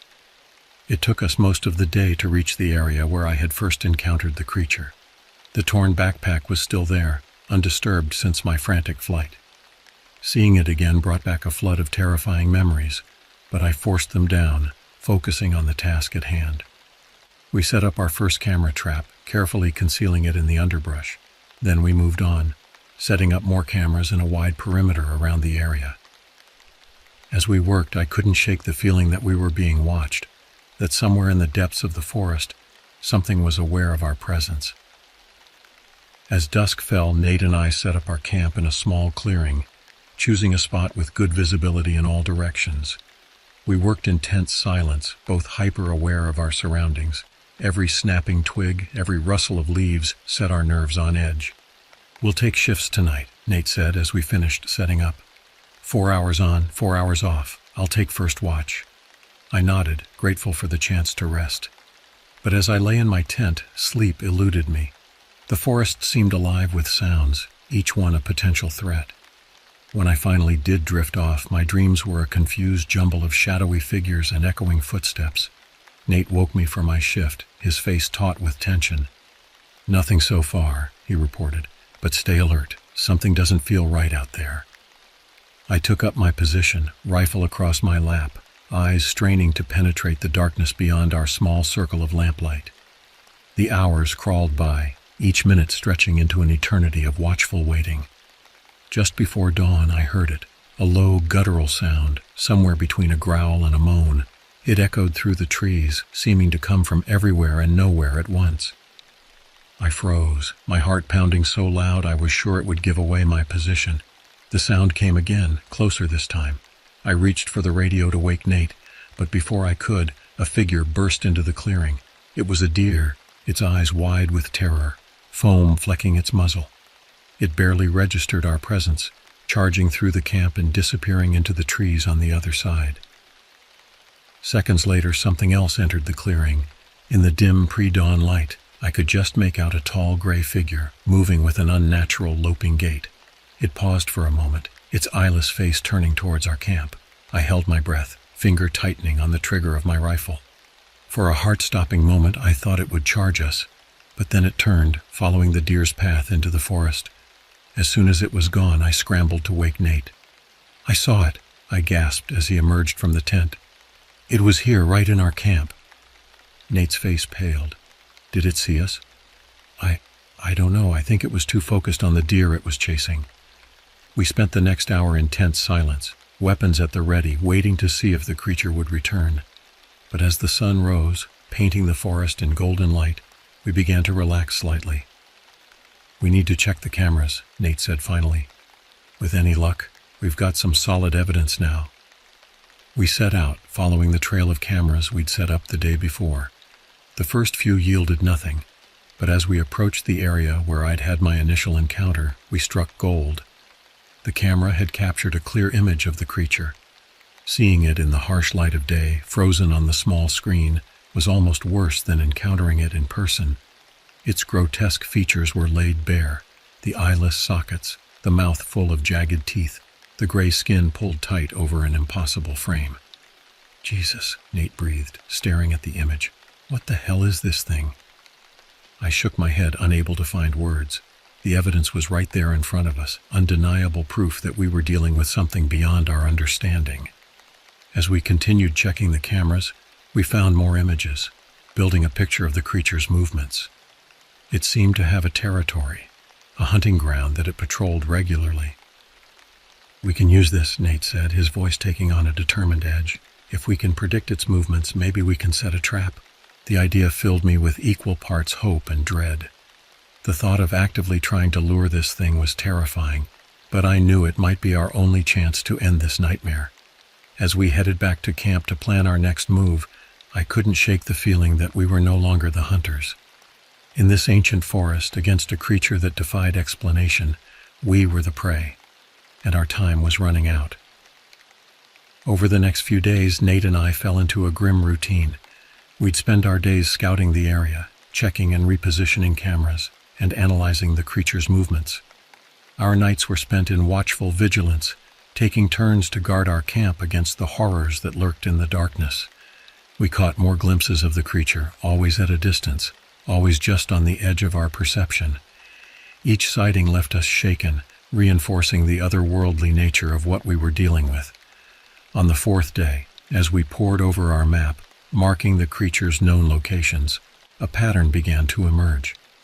"Look at this," Nate said, tracing a route with his finger. "It seems to follow this circuit, roughly every 48 hours. I leaned in, studying the map. He was right. The creature's movements, while not entirely predictable, seemed to follow a loose pattern. "If we're right about this," Nate continued, "we might be able to set up an ambush here." He pointed to a spot where the creature's path narrowed between two ridges. The plan we formulated over the next few hours was dangerous, possibly suicidal, but it was the best chance we had. We would set up a blind in the trees, armed with high-powered rifles. Below, we'd place bait, a deer carcass we'd found earlier that day, likely one of the creature's own victims. As we made our preparations, I couldn't shake a growing sense of dread. "Nate," I said as we were setting up the blind, "what if this doesn't work? What if we're not enough to stop this thing?" Nate paused in his work, his face grim. "Then at least we tried, and hopefully the evidence we've gathered will be enough to convince others to take this seriously." The day of our planned ambush dawned cold and misty. We took our positions early, settling into the blind with our weapons at the ready. Hours crawled by, the forest around us eerily silent.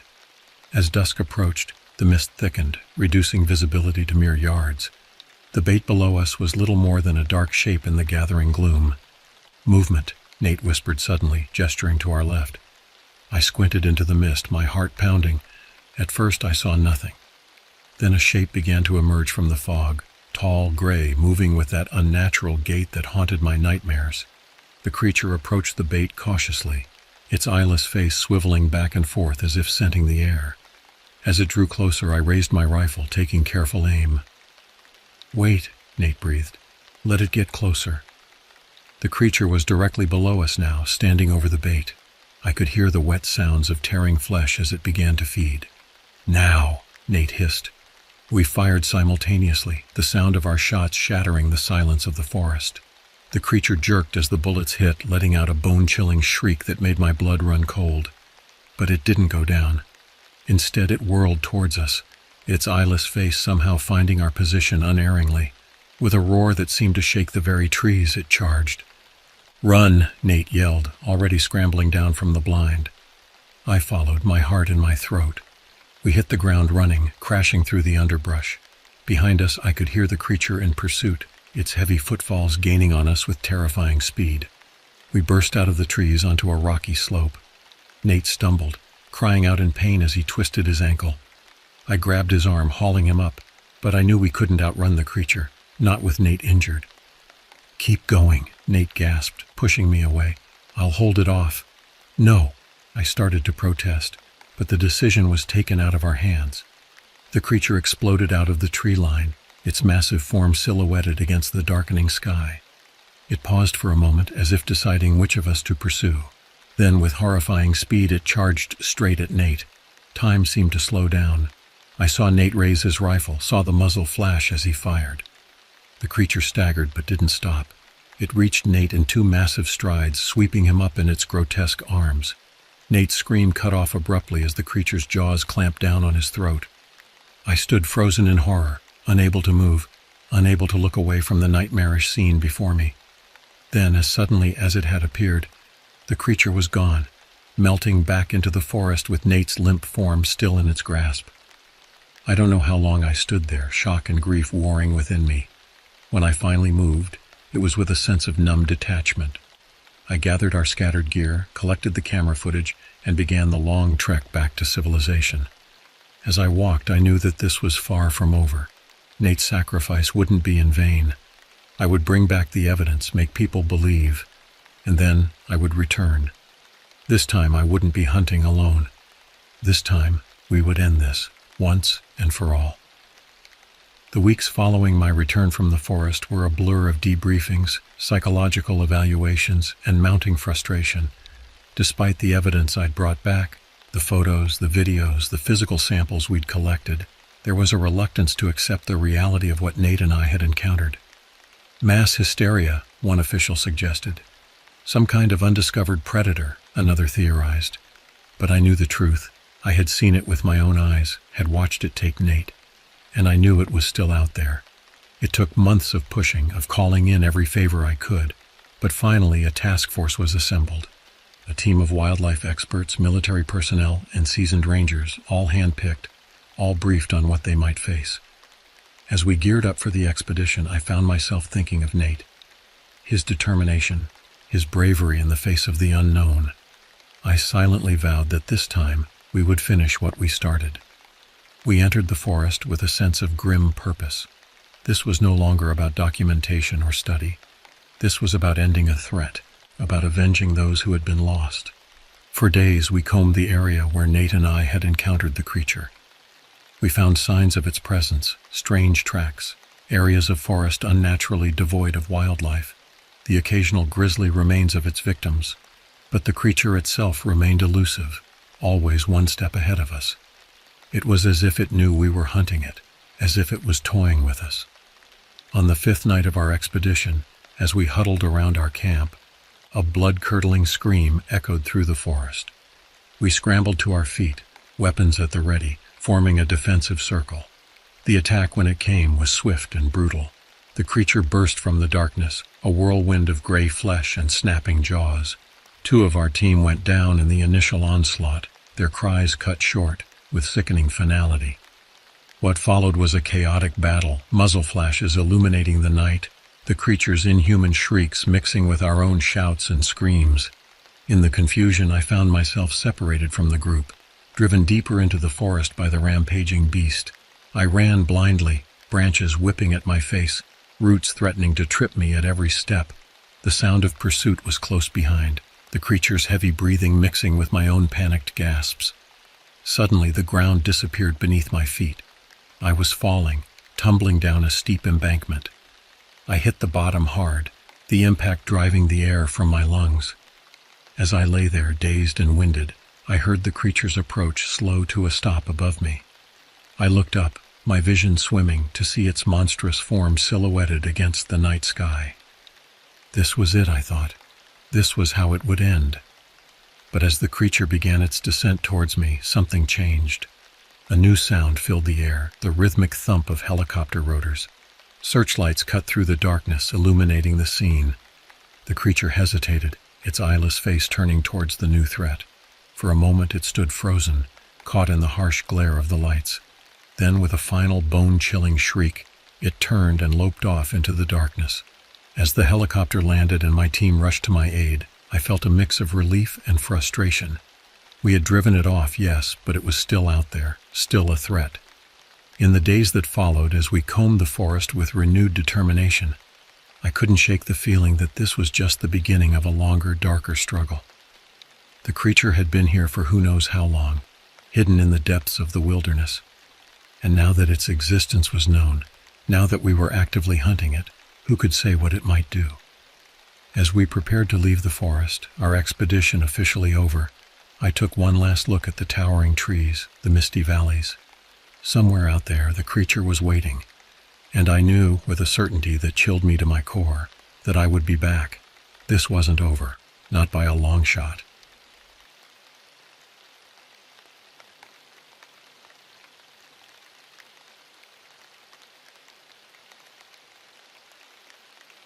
The summer of 2001 started like any other in White River National Forest. The air was crisp, filled with the scent of pine and wildflowers. I'd been a ranger here for 5 years, and I thought I'd seen it all. Tourists getting lost, bear encounters, the occasional wildfire. It was all part of the job. But nothing could have prepared me for what was about to unfold. It was a Thursday afternoon when the call came in. I was in the ranger station, filling out paperwork from a rescue earlier that week. A group of college kids had decided to go off trail and ended up stranded on a cliff face. Standard stuff, really. But when the phone rang and I heard dispatch's voice, I knew something was different. "Tanner, we've got a situation," said Brenda, her usually calm voice tinged with concern. "Two backpackers, Tyler Hoffman and Marcus Chen, haven't returned from their hike. They were due back 3 days ago." I frowned, leaning back in my chair. "Any signs of them? Cell phone signals, emergency beacons?" "Nothing," Brenda replied. "But here's the kicker. We've had reports of strange animal sounds in the area they were hiking.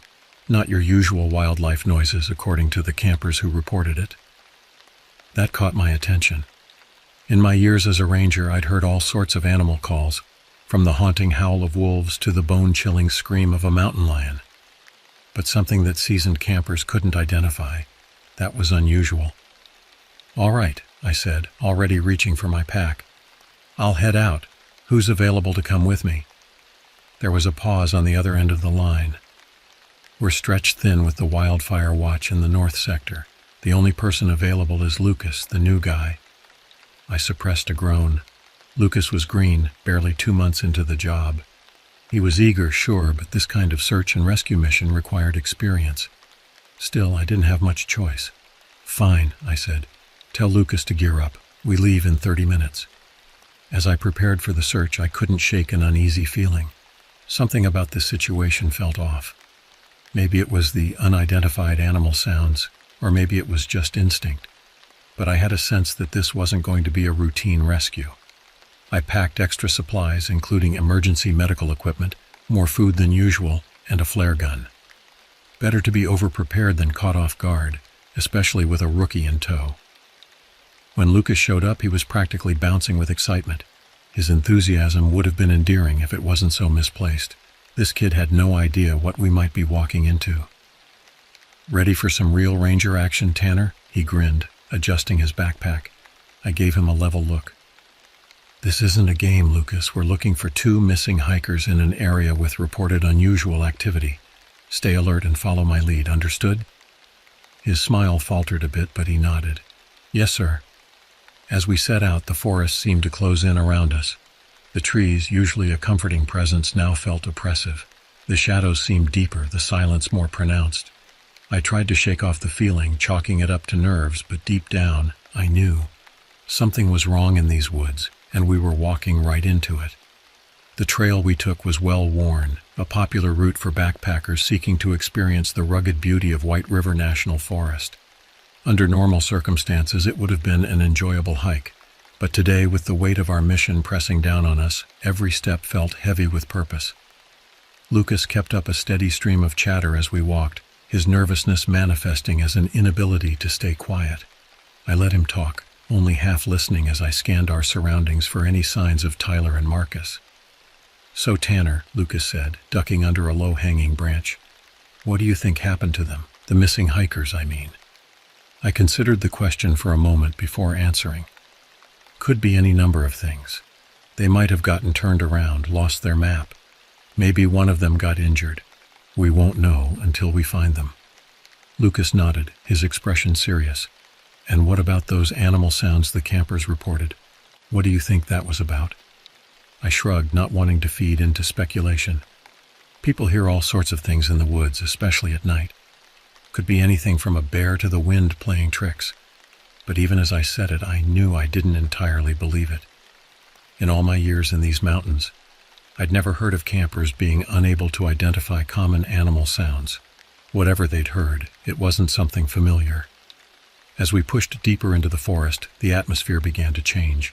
The air grew heavier, more oppressive. The familiar sounds of the woods, birdsong, rustling leaves, the distant gurgle of streams, seemed muted as if the forest itself was holding its breath. Lucas noticed it too. His chatter died down, replaced by an uneasy silence. Every snapping twig, every rustle in the underbrush made him jump. I couldn't blame him. Even with my years of experience, something about this situation had my nerves on edge. We hiked for hours, following the trail down towards a riverbed before it looped back towards higher ground. The sun was starting to dip low on the horizon when we came across the first sign of trouble. It was a campsite, or what remained of one. 2 tents lay in tatters, shredded beyond repair. A cooking pot sat abandoned by a long, cold fire pit, its contents of beans burnt and congealed. Personal items were strewn about. A torn backpack, a crushed water bottle, a map ripped to shreds. Lucas let out a low whistle. Bear attack? I shook my head, crouching down to examine the damage more closely. No, this wasn't a bear. No claw marks, no tracks. And look at how the tents are torn. It's not the kind of damage an animal would do. Then what? Lucas trailed off, his eyes widening as he took in the implications of what I was saying. I stood up, brushing off my hands. I don't know, but whatever did this, it wasn't here for food. This was deliberate. A chill ran down my spine as I said the words. In all my years as a ranger, I'd never seen destruction like this. It wasn't the work of any animal I knew, and the alternative, that it was done by a person, was almost too horrifying to contemplate. We should keep moving, I said, my voice sounding strained even to my own ears. Tyler and Marcus might still be out there. Lucas nodded, his earlier enthusiasm completely gone. As we moved away from the ruined campsite, I couldn't shake the feeling that we were being watched. The forest, once so familiar, now felt alien and hostile. Every shadow seemed to hide a threat, every sound a potential danger. As the daylight began to fade, casting long shadows between the trees, I made a decision. We'll make camp here for the night, I told Lucas, indicating a small clearing. First thing in the morning, we'll radio for backup and continue the search. Lucas looked relieved at the prospect of stopping, but I could see the fear in his eyes as he glanced around the darkening woods. I couldn't blame him. Something was out there, something that had destroyed a campsite and possibly harmed 2 hikers. And as we set up our own camp, I couldn't shake the feeling that whatever it was getting closer. The night settled over the forest like a heavy blanket, bringing with it a silence so profound it was almost deafening. Lucas and I sat around our small campfire, the flames casting flickering shadows that seemed to dance at the edge of our vision. Neither of us spoke much. The weight of what we'd discovered at the ruined campsite hung over us like a storm cloud. I took first watch, telling Lucas to get some rest. He didn't argue, crawling into his tent with visible relief, but I could hear him tossing and turning, unable to find sleep in the oppressive darkness. As for me, I sat with my back to the fire, staring out into the black void of the forest. My hand rested on my rifle, a comforting weight in the uncertainty of the night. Every snapping twig, every rustle of leaves, set my nerves on edge. I found myself straining my ears, listening for any sign of the strange animal sounds the campers had reported. It was around midnight when I heard it, a low guttural sound that seemed to come from everywhere and nowhere at once. It wasn't a growl, not exactly. It was deeper, more resonant, like the earth itself was groaning. I felt it more than heard it, a vibration that seemed to rattle my bones. I was on my feet in an instant, rifle raised, scanning the tree line.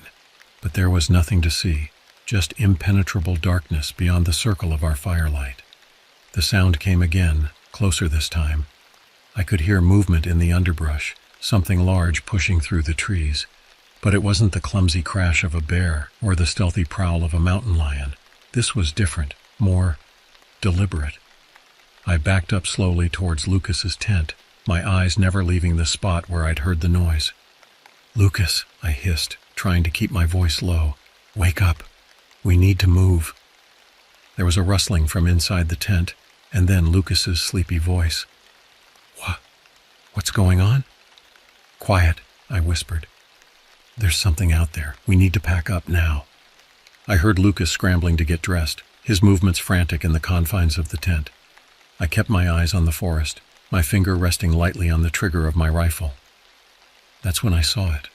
Just for a moment, illuminated by a stray beam of moonlight breaking through the canopy. A figure standing motionless between two ancient pines. It was tall, impossibly so, its body a pale, sickly white in the moonlight. But it was the eyes that struck me, two pinpricks of red, glowing like embers in the darkness. I blinked, and it was gone. Vanished as if it had never been there at all. But I knew what I'd seen, and I knew we were in danger. Lucas emerged from the tent, his face pale in the firelight. "Tanner, what's happening?" I grabbed his arm, pulling him close. "We're leaving, now. Don't ask questions, just follow me." We abandoned our camp, leaving the tents and most of our gear behind. All that mattered was getting out of there, putting as much distance between us and whatever was lurking in the darkness. We moved through the forest at a punishing pace, guided only by the beam of my flashlight and my knowledge of the terrain.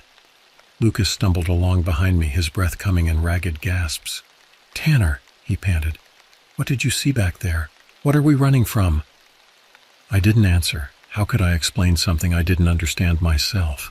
How could I tell him about the impossible figure I'd glimpsed, about the otherworldly sound that had shaken me to my core? We pushed on through the night, the forest around us alive with sounds of pursuit. Branches snapping, leaves rustling, and always that low, rumbling growl that seemed to come from the earth itself. As the first light of dawn began to break through the trees, we finally slowed our pace. I led us to a small outcropping of rocks, a defensible position where we could catch our breath and try to make sense of what had happened. Lucas slumped against a boulder, his face ashen with exhaustion and fear. "Tanner," he said, his voice barely above a whisper, "what the hell is going on?" I looked out over the forest, the early morning mist giving the trees an ethereal, otherworldly appearance. In the light of day it all seemed like a bad dream. But I knew better. I knew that somewhere out there, hidden in the vastness of the wilderness, was something beyond my understanding, something dangerous. "I don't know, Lucas," I admitted, my voice hoarse from our night of flight. "But I think we're in way over our heads, and I have a feeling that Tyler and Marcus, I don't think we're going to find them alive." The weight of that realization settled over us like a shroud. Whatever was out there in the forest, it wasn't just a threat to two missing hikers anymore. It was a threat to all of us. And as the sun rose higher in the sky, I couldn't shake the feeling that our ordeal was far from over. In fact, I had a sinking suspicion that it was only just beginning. As the day wore on, Lucas and I made our way deeper into the forest, following the original trail of the missing hikers. The events of the previous night hung over us like a dark cloud, coloring every rustle of leaves and snapping twig with an air of menace. "We should go back," Lucas said for what felt like the 100th time. "Call for backup. Get a whole team out here." I shook my head, pushing through a dense patch of underbrush. "We can't leave Tyler and Marcus out here, not with—" I trailed off, unwilling to put into words what we both feared was stalking these woods. The forest seemed to grow denser as we progressed, the trees pressing in closer, their branches intertwining overhead to block out much of the sunlight. It created a perpetual twilight, adding to the oppressive atmosphere. As we walked, I couldn't shake the feeling that we were being watched. Every so often, I'd catch a glimpse of movement out of the corner of my eye, only to turn and find nothing there. Lucas was jumpy too, his head constantly swiveling as he tried to keep an eye on our surroundings. It was mid-afternoon when we found the second campsite. Unlike the first, this one showed no signs of violence or struggle. Instead, it looked as if its occupants had simply vanished into thin air. A small tent stood undisturbed, a book laid open beside it as if its reader had just stepped away for a moment. A pot of water sat on a makeshift stove, long since boiled dry. "This is creepy as hell," Lucas muttered, peering into the tent. "It's like they just disappeared." I nodded, a chill running down my spine despite the warmth of the day. "Let's see if we can find any clues about where they went." We searched the campsite thoroughly, looking for anything that might indicate what had happened to Tyler and Marcus. It was during this search that I noticed something odd about the ground around the camp. "Lucas," I called, crouching down to examine the forest floor more closely. "Come look at this." He joined me, frowning as he saw what had caught my attention. The soil around the campsite was disturbed, marked with strange, elongated footprints. They were larger than any human foot, with what looked like abnormally long toes. "What the hell made those?" Lucas asked, his voice barely above a whisper. I shook my head, unable to provide an answer. In all my years as a ranger, I'd never seen tracks like these. They weren't from any animal I knew, and they certainly weren't human. As we continued to examine the tracks, I noticed something else. They seemed to circle the campsite, as if whatever had made them had been watching, waiting. The thought sent a shiver down my spine. "We need to keep moving," I said, standing up abruptly. "These tracks are fresh. Whatever made them might still be nearby." Lucas didn't need to be told twice. We quickly gathered what useful supplies we could from the abandoned camp and set off again, following the strange tracks deeper into the forest. As we walked, the atmosphere grew even more oppressive. The air felt thick, almost humid despite the cool mountain climate. Strange, unfamiliar bird calls echoed through the trees, setting us both on edge. It was nearing dusk when we heard it, a low, rumbling growl that seemed to come from everywhere at once. Lucas froze, his eyes wide with fear. "Tanner," he whispered, his voice shaking. "Please tell me that was your stomach." I shook my head slowly, my hand moving to the rifle slung across my back. The sound came again, closer this time, accompanied by the crack of breaking branches. Something was coming towards us, and it was moving fast. "Run!" I shouted, giving Lucas a push to get him moving. We took off through the forest, crashing through underbrush and leaping over fallen logs. I could hear it behind us, a heavy, loping gait that was rapidly gaining ground. Lucas was ahead of me, his fear lending him speed. I risked a glance over my shoulder and immediately wished I hadn't. In the gathering darkness, I caught a glimpse of something massive moving through the trees. Its pale, elongated limbs reached out, grasping at branches as it pursued us with terror. The chase seemed to last forever, our lungs burning as we pushed ourselves to our limits. The creature behind us was relentless, its heavy footfalls growing ever closer. Suddenly, Lucas stumbled, his foot catching on an exposed root. He went down hard, crying out in pain. I skidded to a halt, turning back to help him. "Go!" Lucas shouted, his eyes wide with fear. "Save yourself!" But I couldn't leave him. I grabbed his arm, hauling him to his feet. That's when I saw it clearly for the first time. The creature emerged from the shadows, its pale, elongated body towering over us. It stood easily 8 feet tall, with limbs that seemed too long for its body. Its face was a nightmarish blend of human and animal features, with sunken eyes that glowed an eerie red in the fading light. Time seemed to stand still as we faced this impossible being. Its mouth opened, revealing rows of sharp yellowed teeth. A low, rumbling growl emanated from its throat, vibrating the very air around us. In that moment, survival instinct took over. I raised my rifle, firing off 2 quick shots. The bullet struck the creature in the chest, but it barely seemed to notice. If anything, the attack only served to enrage it further. With a roar that shook the trees, the creature lunged forward. I pushed Lucas aside, narrowly avoiding its grasping claws. We scrambled backward, our eyes never leaving the advancing monstrosity. That's when I remembered the flare gun. With shaking hands, I pulled it from my pack, aimed, and fired. The bright red flare struck the creature directly in the face, exploding in a shower of sparks. The beast reared back, letting out a piercing shriek of pain and anger. It clawed at its face, momentarily blinded by the intense light. "Now!" I yelled, grabbing Lucas and running once more.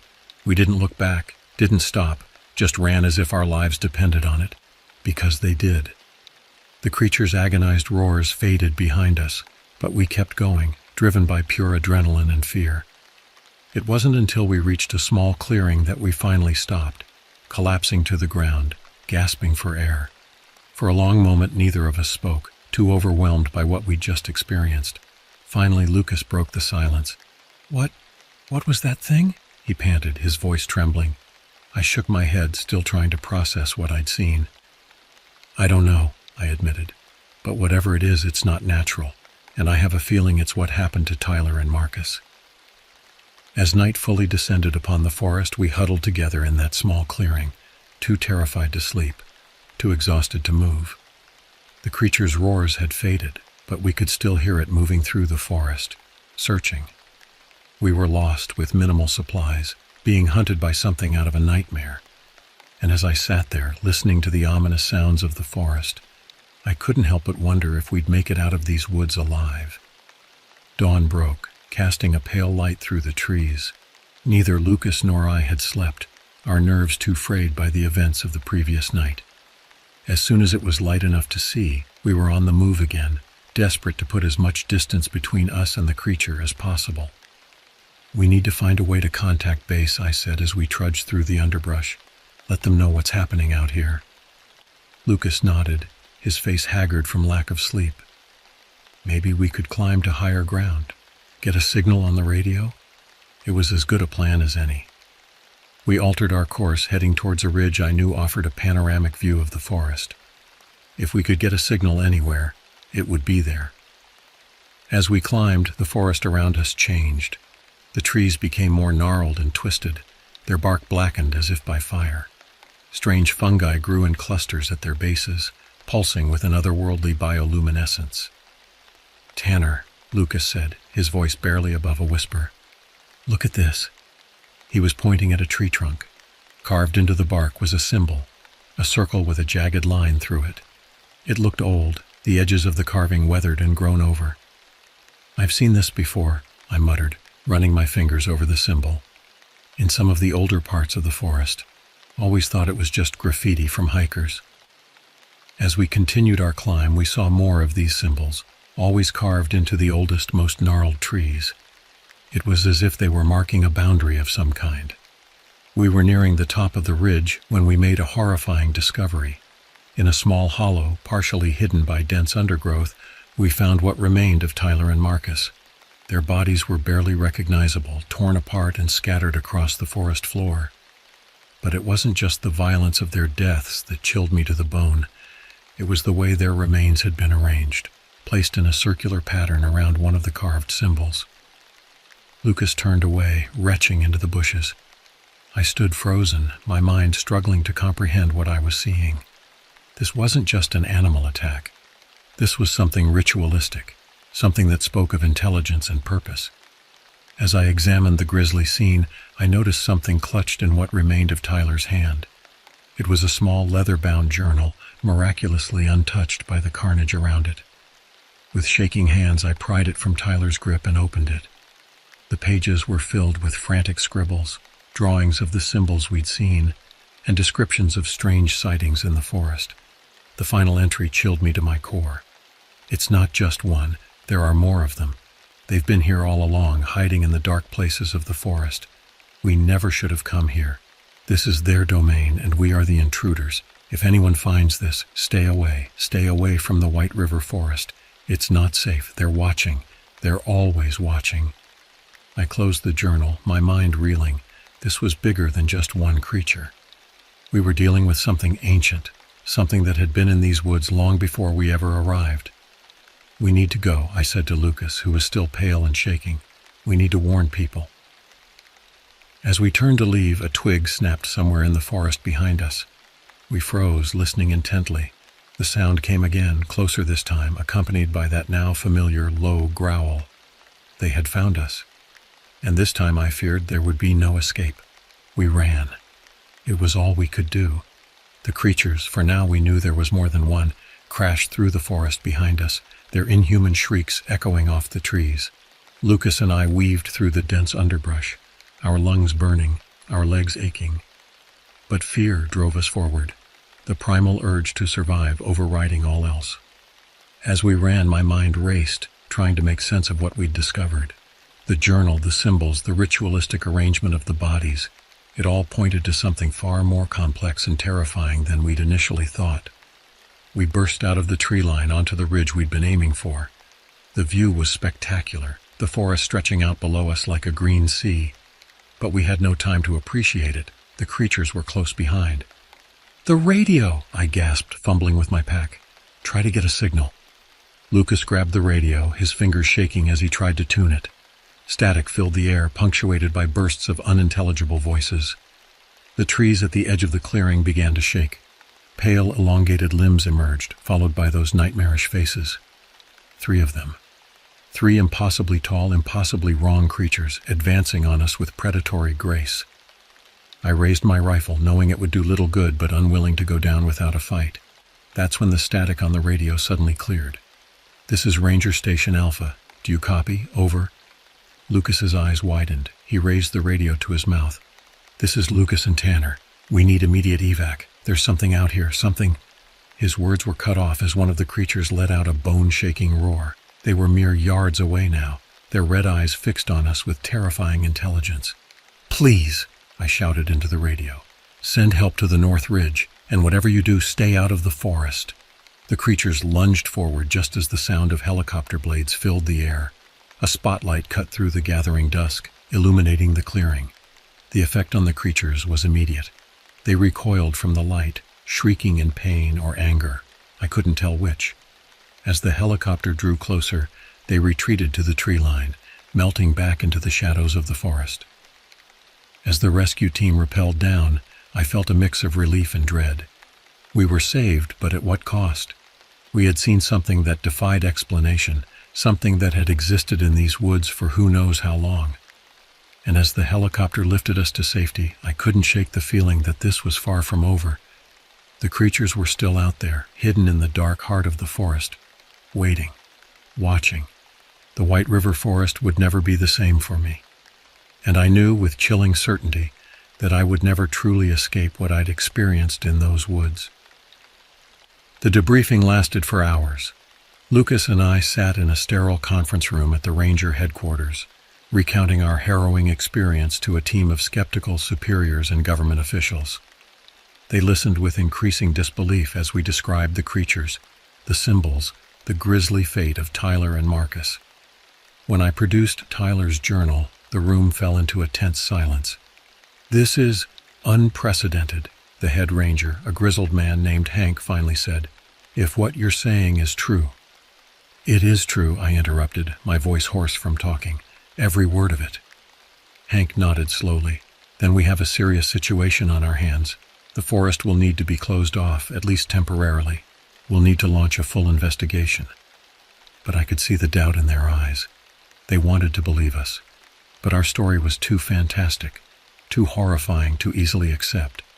In the days that followed, search teams scoured the areas we'd described. They found the ruined campsites, the strange tracks, even the carved symbols. But of the creatures themselves there was no sign. The bodies of Tyler and Marcus were recovered, their deaths officially attributed to a bear attack. But I knew the truth, and so did Lucas. The White River Forest was indeed closed to the public, under the guise of an aggressive bear population. Teams of researchers and wildlife experts combed the woods, looking for any evidence to support our claims. But as the weeks passed and then months, no concrete proof was found. The incident was gradually buried, filed away as an unsolved mystery. Life in the Ranger Service began to return to normal, except it wasn't normal, not for me. Every time I looked at the forest, I saw those pale, elongated figures moving through the trees. Every snapping twig, every rustle of leaves sent my heart racing. Lucas left the Ranger Service, too traumatized by what he'd experienced to continue, but I stayed on, driven by a need to understand, to protect others from what lurked in the dark places of the forest. I spent my free time researching, digging into local legends and folklore. I found whispers of similar creatures in old settler accounts and Native American stories, always described as guardians of the forest, ancient beings that protected their domain from intruders. But as development encroached more and more on the wilderness, as humans pushed further into the untamed places of the world, I couldn't help but wonder how long before these creatures, these guardians, decided to push back. The White River Forest has reopened now. Hikers and campers once again roam its trails, blissfully unaware of what hides in the shadows. But I remain vigilant, watching and waiting, because I know the truth. I've seen what lurks in the heart of the forest, and I know that one day when the stars align just right, when the ancient symbols pulse with eldritch power, they will emerge again, and this time we may not be so lucky. As I sit here, penning this account, I can't help but glance out my window at the looming tree line, and for a moment, just a moment, I swear I see a pale figure standing there, watching me with glowing red eyes. But I blink, and it's gone. Just another shadow in a forest full of secrets. Remember this, dear reader, the wilderness is vast, and we are but small creatures in a world we don't fully understand. There are things out there, ancient and powerful, that do not take kindly to our intrusions. So the next time you find yourself in the deep woods, and you hear a twig snap behind you or see a shadow move where no shadow should be, remember my story.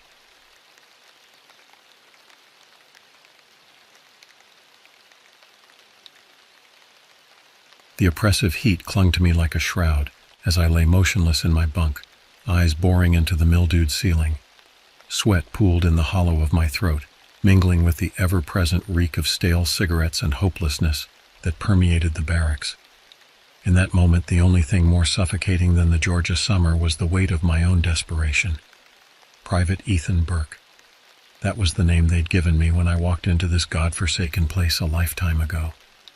Now it felt like a cruel joke, a jab at the boy I used to be, the one naive enough to believe I was destined for more than this slow death in the filth and misery of Fort Kilbourne. But that bright-eyed recruit might as well have died the day I decided I was done with this. Done with the endless drills, the sleepless nights, the gnawing isolation that ate me alive from the inside out. I wanted out, and I didn't care how I made that happen. When I first dared to whisper my intentions, my bunkmates and even the drill instructors laughed in my face, told me I'd be trapped in this purgatory till long after the Christmas lights faded, if the chapter paperwork even went through at all. Their derision only sharpened my resolve to cut this nightmare short by any means necessary. It was Drill Sergeant Court who first planted the poisonous seed of an idea. He pulled me aside one sweltering evening, his nicotine-stained fingers digging into my shoulder. "Listen up, Burke," he rasped, breath hot and foul in my ear. "You really want to get gone? Forget the official channels. Go AWOL. Hop the fence and hightail it out of here. Brass won't even bother coming after a grunt like you. They'll just stamp your papers and toss them in the mail." His words wriggled under my skin like parasites, growing and multiplying in the fetid corners of my mind. The rational part of my brain knew it was most likely a trap, the ravings of a sadist getting his kicks by toying with my sanity. But that voice drowned beneath the din of my mounting hysteria, my clawing need to be free of this hellhole. So I conspired with Jackson Cale, a hollow-eyed private from 3rd Platoon. We schemed in harsh whispers, heads bent together in the latrine under the flicker of dying fluorescent bulbs. The plan was deceptively simple. Wait for the witching hour, sneak past the night patrol, and follow the railway tracks north until we hit the highway. From there, we'd hitch a ride or jack a car, whatever it took to get far, far away. I barely slept in the days leading up to our fateful escape. Fear and exhilaration warred in my guts, a twisting knot of vipers that made each breath catch in my throat. When the appointed night finally arrived, a strange calm descended over me, an icy clarity like I'd already accepted whatever grim fate lay ahead. Hour by hour, I watched the clock hands crawl, feigning sleep whenever the CQ poked his head in. The barracks slowly fell silent save for the discordant symphony of snores and creaking bunks.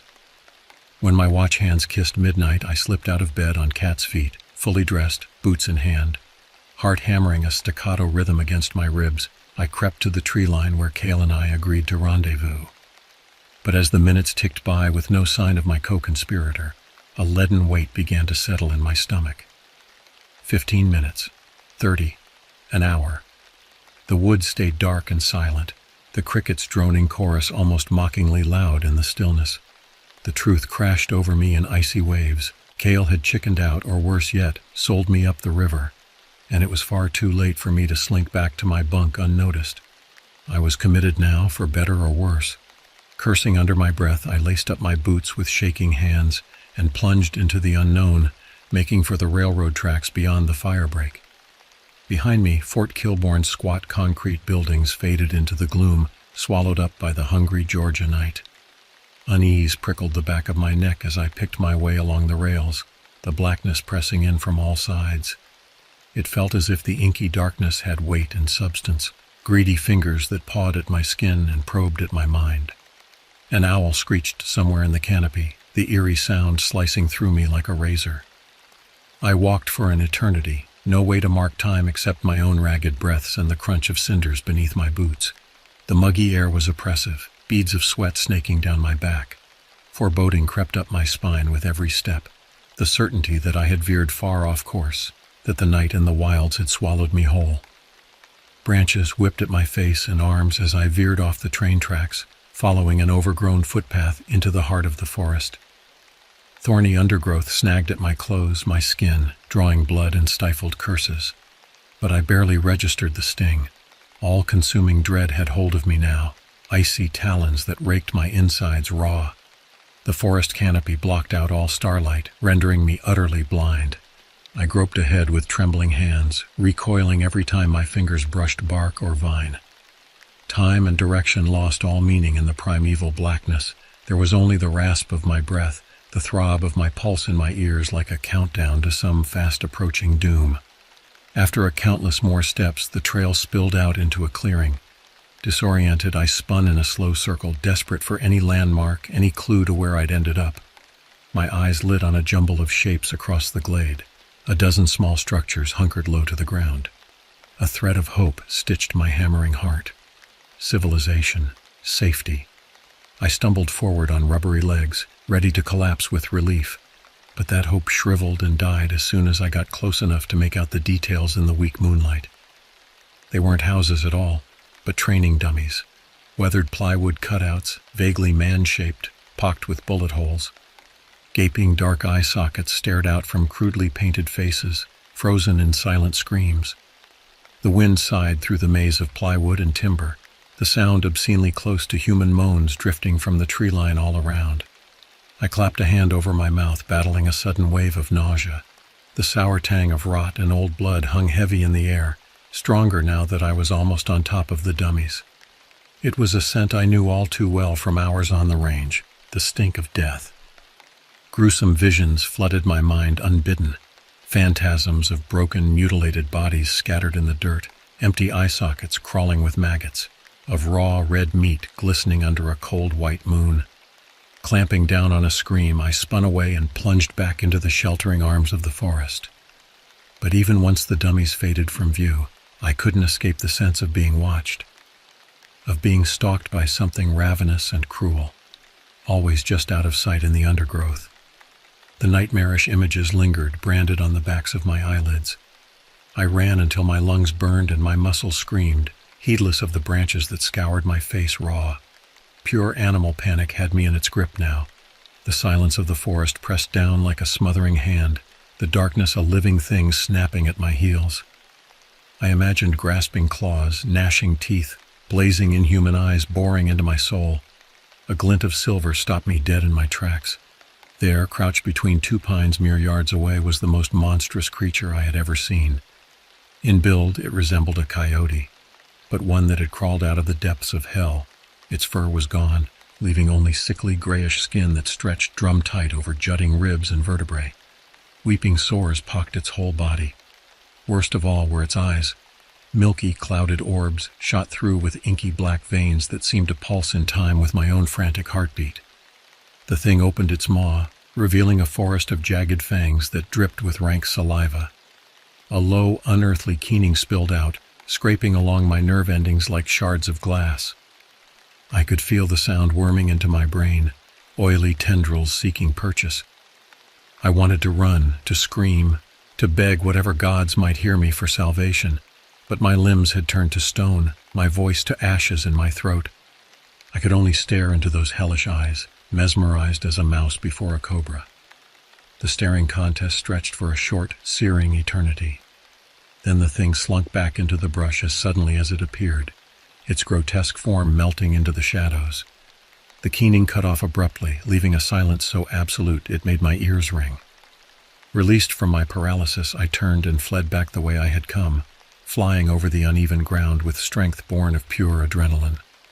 I didn't dare look behind me, certain I would see that nightmarish silhouette loping along in my wake, just waiting for me to stumble. I didn't slow down until the muscles in my legs turned to water and my lungs heaved like a bellows. When I finally risked a glance over my shoulder, there was nothing but the black maw of the night. But I could still feel unseen eyes on me, the phantom pressure of a predator's gaze. Exhaustion dragged at my eyelids and sanity alike. I longed to curl up in the moss and slip into oblivion, to wake in my bunk back at Kilbourne and discover this had all been a fever dream. But the icy fingers of intuition told me if I surrendered now, I would never open my eyes again. The ghost of my drill instructor's voice echoed in my ears, drowned out the gibbering whispers of my own failing reason. "Stay alert, stay alive," he would snarl at us during night drills. So I dredged up the tattered remnants of my resolve and fixed my eyes on the one pinprick of light in the distance, a blinking red beacon atop a radio tower just visible above the treetops. Maybe it was a mast set up for field training ops, some small outpost of sanity in this endless wilderness. Or maybe it was another hallucination, a trick of my fracturing mind. I couldn't be sure of anything anymore except the driving need to keep putting one foot in front of the other, to keep clawing my way forward until I outran the darkness howling at the edges of my consciousness. So I lurched ahead, chasing that crimson point, barely noticing when the uneven forest floor gave way to a dry and rocky streambed.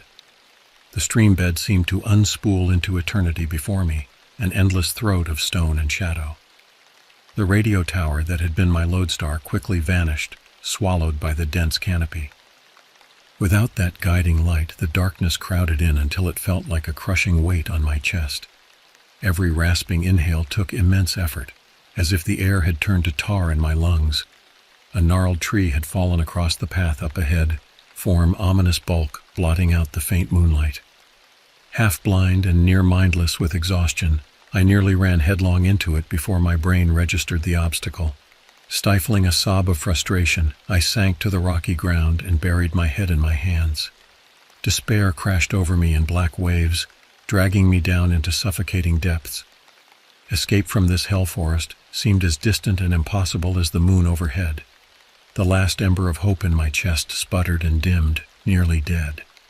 A sudden explosion of movement shattered my spiraling thoughts. Rustling erupted from both sides of the stream bank, converging on my position. Heart in my throat, I scrambled upright and pressed my back against the fallen tree. My scream caught barbs in my throat as three skeletal shapes burst out of the brush. More of the monstrous coyotes, furless and seeping as the first one. Their reek preceded them, overripe meat and fetid pond scum. 3 pairs of filmy eyes bored into mine, glazed with berserk hunger, jaws peeled back from needle fangs and rictus grins. They fanned out in a semicircle, cutting off all routes of escape. My pulse roared like a freight train in my ears, almost drowning out their sickening mules. I scrabbled at the bark behind me, pain distant as splinters pierced my skin. A desperate thought pierced the static of my terror. If I could haul myself on top of the trunk, the height might give me some advantage against their slavering jaws. Sucking in a shuddering breath, I tensed to leap, but at that instant the lead beast lunged. I hurled myself sideways, hitting the creek bed hard. Claws scrabbled on the shale inches from my face. Putrid breath gusted over me. Somehow I rolled to my feet and tore downstream, chased by the staccato of nails on stone and a rising howl that turned my spine to ice. Brittle branches whipped my face as I crashed through the undergrowth. My world narrowed to the ragged in and out of my breath, the burn in my legs and lungs. Behind me the baying took on a frenzied pitch, spurring me to an impossible breakneck speed, but I knew with leaden certainty that I couldn't outrun them for long. Not in unfamiliar terrain, weak with hunger and fatigue, my body near the limits of human endurance. The sick anticipation of teeth in my hamstring, my throat, rose like bile in my gullet.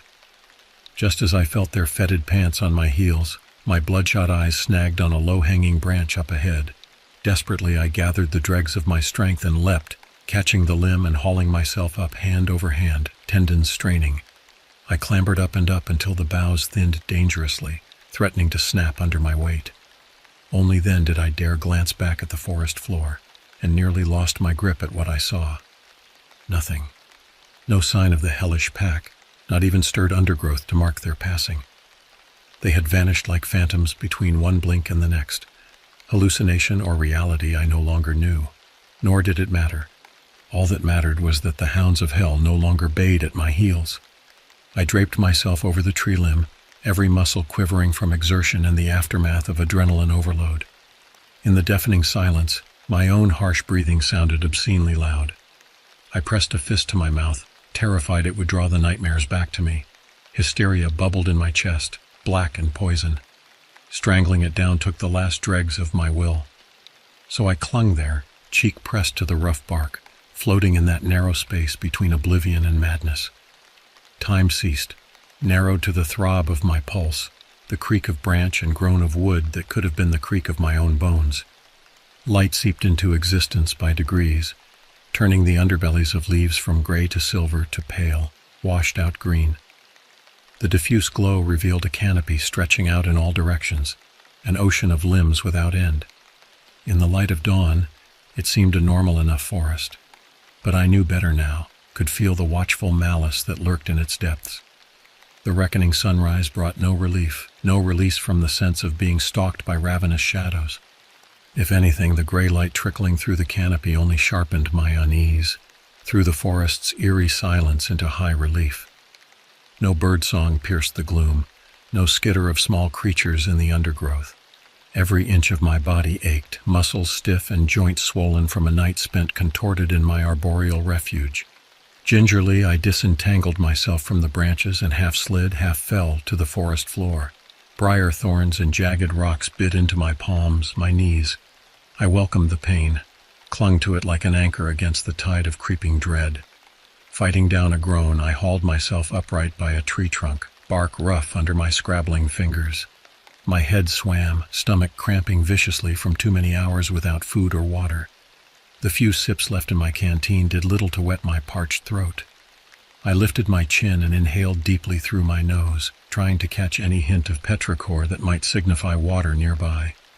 But the air lay dead and stagnant in my nostrils, devoid of any sign of life or hope. Despair pressed down on me like a living thing, bleak and hungry. Even if I kept trudging forward, even if I somehow evaded the monstrous predators that lurked in the woods, I knew my time was running short. Without water, I wouldn't last another day. The irony of it, after all I'd endured, made me want to scream until my throat bled and the sky cracked open. Instead, I chose a direction at random and began walking, each step a Herculean effort. Dry leaves cracked underfoot, startlingly loud in the hushed timelessness of the forest. For a while I drifted, insensible, no thought in my head beyond the rhythmic swish and thud of my own strides, the throb of my pulse behind my eyes like a second heartbeat. After a timeless interval, a new sound elbowed its way into my consciousness. a whispery susurrus that raised the hairs up and down my arms, sent ancient instincts gibbering warnings in the primal depths of my brain. I froze mid-stride, skin prickling with unnameable recognition. The sound drifted closer on a breath of fetid wind, resolving into a liquid chitter that was somehow both insectile and horribly, viscerally human. Something deep in my lizard hindbrain knew that sound, remembered it from a time before memory, before thought. Revulsion rolled through me in a black wave.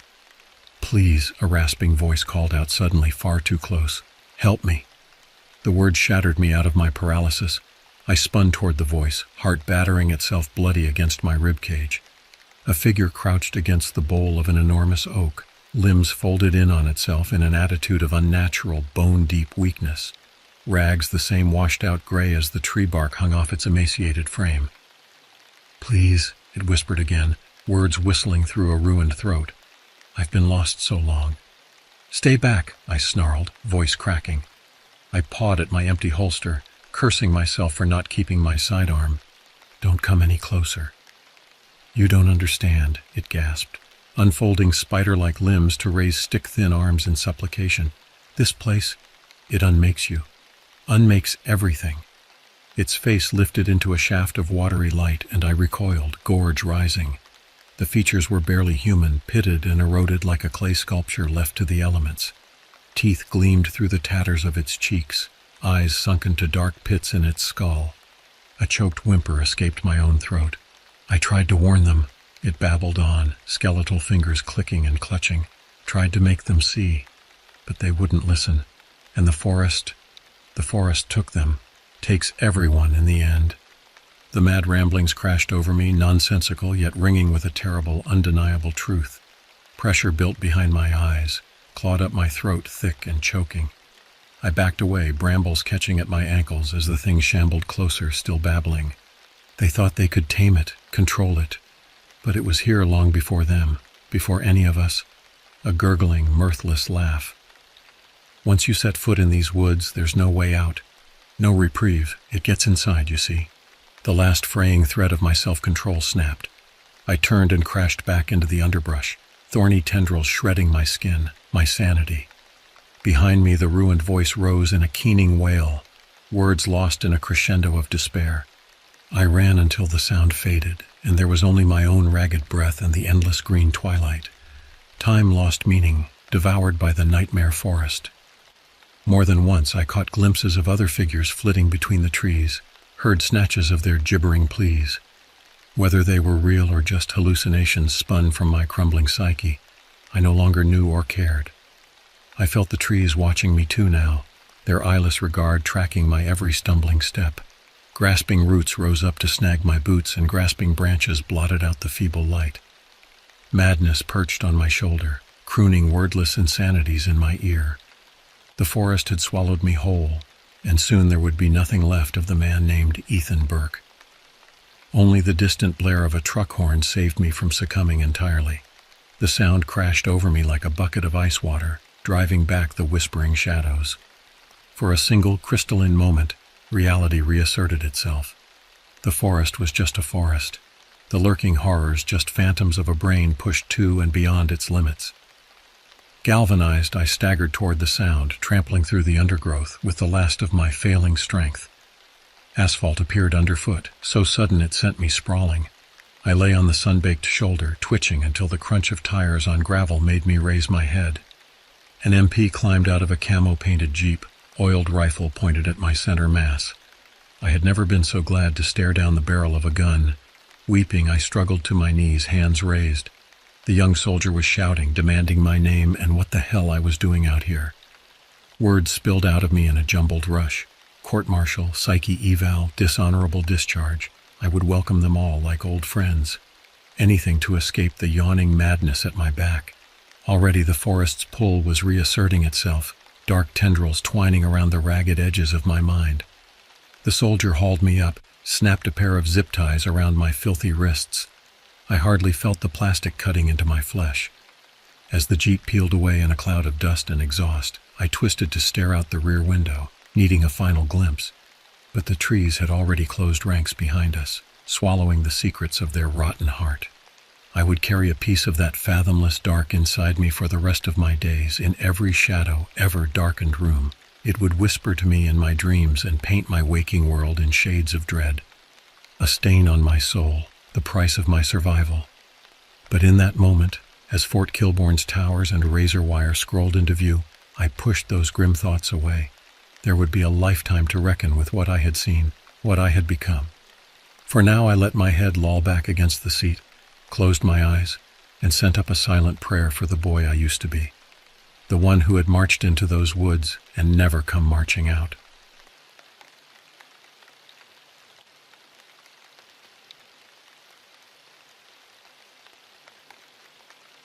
The crisp autumn air nipped at my exposed skin as I trudged up the familiar path, my boots crunching against the gravel and fallen leaves. It was September 2019, and at 23 years old, I felt invincible. The world was my playground, and this mountain, this glorious, untamed beast of nature, was my personal kingdom. My name is James, and I've lived in the shadow of Mount Blackridge my entire life. Our quiet suburban neighborhood nestled at its base, a stark contrast to the wild, untamed slopes that loomed above us. For as long as I can remember, the mountain had been calling to me, its siren song of adventure and mystery impossible to resist. As I hiked upward, my friends Noah and Zoe flanked me on either side. We'd been inseparable since childhood, bound together by our shared love of exploration and the outdoors. Over the years, we'd become intimately familiar with every nook and cranny of Mount Blackridge, or so we thought. "Hey, James," Noah called out, his voice slightly breathless from the exertion. "Remember when we first started clearing this trail?" I grinned, recalling the countless hours we'd spent hacking away at the dense underbrush, carving out our own secret path up the mountain. How could I forget? We were 16? Thought we were real trailblazers? Zoe chuckled, her long dark hair pulled back in a messy ponytail. More like idiots with too much time on our hands, but I have to admit, it was worth it. Our trail was a thing of beauty, hidden from the main path, known only to us. It wound its way up the mountainside, offering breathtaking views and a sense of solitude that was impossible to find on the more popular roads. We'd spent countless weekends exploring, pushing further and further up the mountain, always hungry for what lay just around the next bend. As we climbed higher, the forest around us grew denser, the canopy overhead blocking out much of the afternoon sun. Shadows danced between the trees, and the air grew cooler, carrying with it the earthy scent of decaying leaves and damp soil. "Hold up, guys," I said, reaching for my backpack. "Let's take a breather.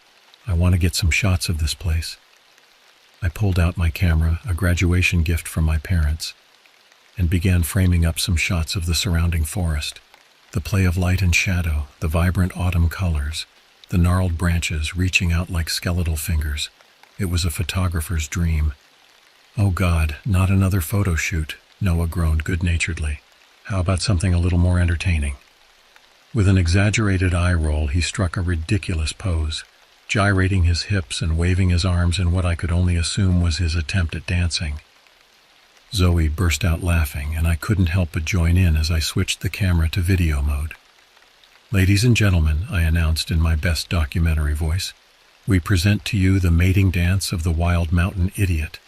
Notice the spasmodic movements designed to attract a mate or possibly scare off predators." We were all in stitches, the sound of our laughter echoing through the trees. It was a perfect moment, three friends far from the cares of the world, enjoying each other's company and the beauty of nature. If only we had known then how quickly that perfection would shatter. As Noah continued his ridiculous dance, with Zoe now joining in, I panned the camera around, capturing the scene. The lens swept across the dense undergrowth, the towering trees, the narrow path behind us. And that's when I saw it.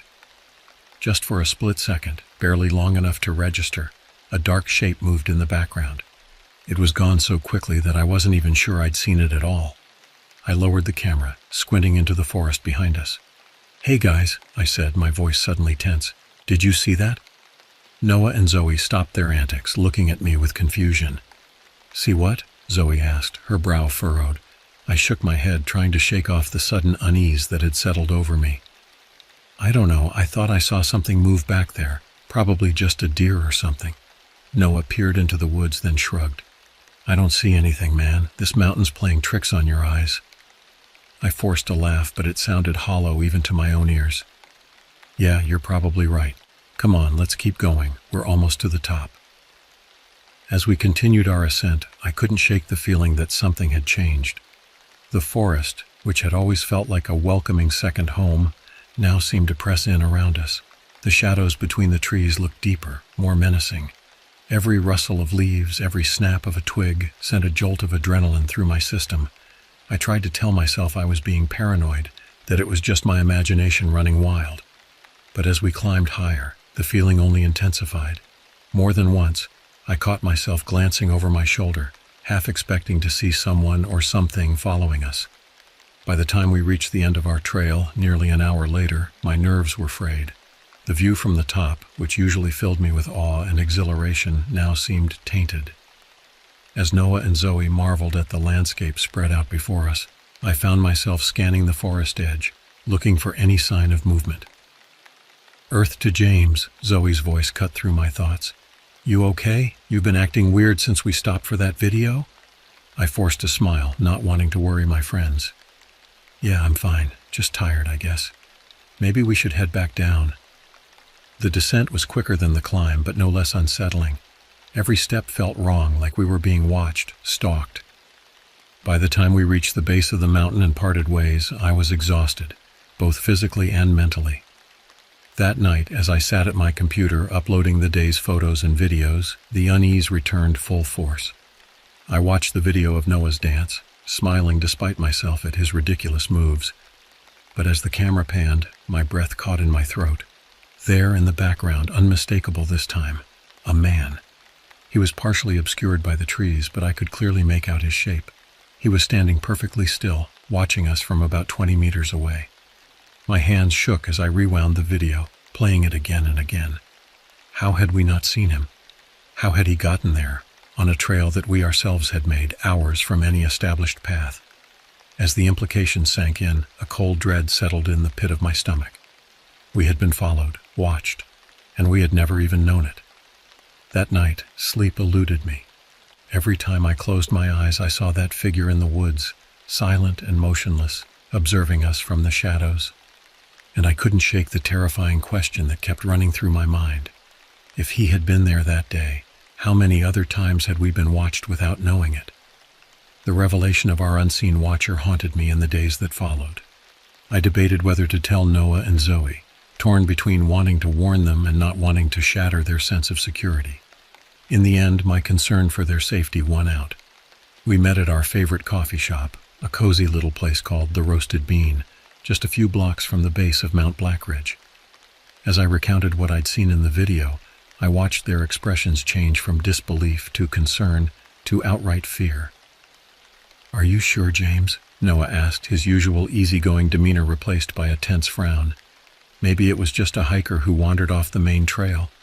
I shook my head vehemently. No way. Our trail is miles from any established path, and the way he was just standing there, watching us. It wasn't normal, Noah. Zoe had gone pale, her hands wrapped tightly around her coffee mug. What do we do? Should we report it to the police?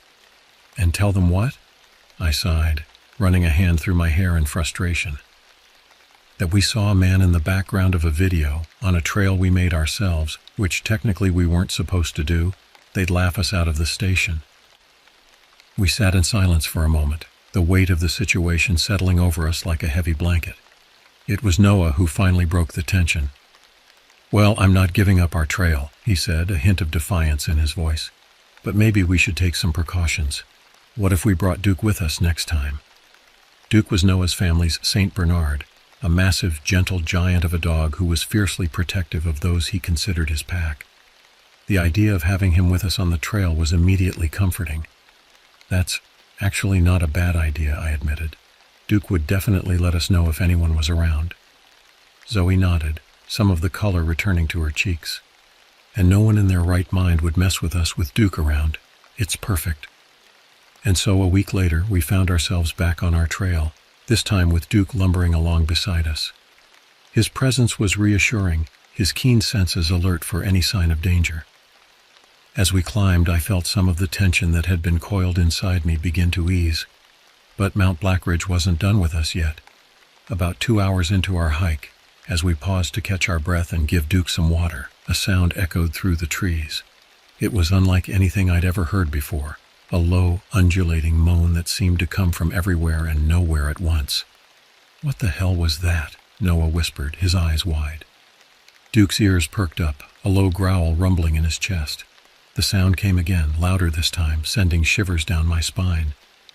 "Maybe it's just the wind," Zoe suggested, but her voice trembled slightly. I shook my head. "No wind today, and I've never heard the wind make a sound like that." We stood frozen, listening intently. The forest had gone eerily quiet, as if every living creature was holding its breath. Then, just as suddenly as it had started, the sound stopped. "Okay, that was creepy as fuck," Noah muttered. "Maybe we should head back." Part of me wanted to agree to flee back down the mountain to the safety of civilization, but another part, the part that had always been drawn to the mysteries of this place, wanted to push on, to uncover the source of that haunting sound. "Let's keep going," I said, surprising even myself. "But stay close and keep an eye on Duke. If he acts up, we turn back immediately." As we continued our ascent, the atmosphere changed. The forest, which had always felt alive with the rustle of leaves and the calls of birds, now seemed oppressively silent. Even our footsteps seemed muffled, as if the very air was absorbing the sound. Duke stayed close to us, his usual playful demeanor replaced by a watchful alertness. More than once he stopped suddenly, ears pricked forward, staring intently into the undergrowth. Each time we'd freeze, hearts pounding, straining to see or hear what had caught his attention. But there was never anything there. At least, nothing we could perceive. As we neared the 4-hour mark of our hike, we came upon a small clearing we'd never noticed before. The trees here were older, their gnarled trunks twisted into bizarre shapes. At the center of the clearing stood a massive oak, its branches reaching out like grasping fingers, and at the base of that oak was a gravestone. We approached cautiously, Duke whining softly at our heels. The stone was old, weathered by countless seasons, but the inscription was still legible: Margarito Esperanza, 1823 to 1867. In the heart of the mountain, he found his peace. "What the hell?" Noah breathed, voicing the shock we all felt. "How is there a grave out here? There's no way anyone could have carried a body this far up the mountain." I ran my fingers over the worn stone, a chill running through me that had nothing to do with the cool mountain air. "And look at the date. This grave is over 150 years old." Zoe had her phone out, furiously tapping away. "Guys, listen to this. I found an old news article. Margarito Esperanza was a Spanish explorer who came to this area in the mid-1800s. He was obsessed with the idea that there was some kind of hidden treasure in these mountains. He spent years searching, and then one day, he just disappeared." A gust of wind rustled through the trees, and for a moment I could have sworn I heard that low, moaning sound again. Duke whimpered, pressing himself against Noah's leg. "We should go," I said, the words coming out in a rush. "Now!" No one argued. We practically ran down the mountain, Duke bounding ahead of us as if he couldn't get away fast enough.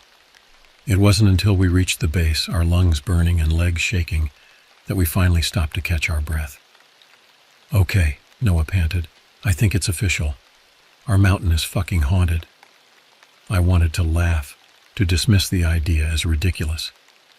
But after what we'd seen and heard, I couldn't bring myself to deny it. Something was out there, something that defied rational explanation. As we parted ways that evening, promising to meet up the next day to discuss what we'd discovered, I couldn't shake the feeling that we'd crossed a line. We had stumbled upon something old, something secret, and I feared that by doing so, we had set something in motion that we couldn't stop. That night, my dreams were filled with moaning winds and grasping tree branches, and through it all, a figure watched from the shadows, silent and patient, waiting for the right moment to reveal itself. The discovery of Margarito Esperanza's grave shook us to our core, but it also ignited a fierce curiosity that none of us could ignore. Despite the fear that lingered from our previous encounters on the mountain, we found ourselves drawn back time and time again, driven by an insatiable need to uncover more of Mount Blackridge's secrets. It was on one of these expeditions, about a month after finding the grave, that we stumbled upon something that would change everything. We had ventured off our usual trail, pushing deeper into uncharted territory. The terrain here was rougher, the undergrowth denser, and more than once we had to backtrack to find a passable route. Duke, who had become a constant companion on our hikes, seemed unusually agitated, whining softly and sticking close to our heels.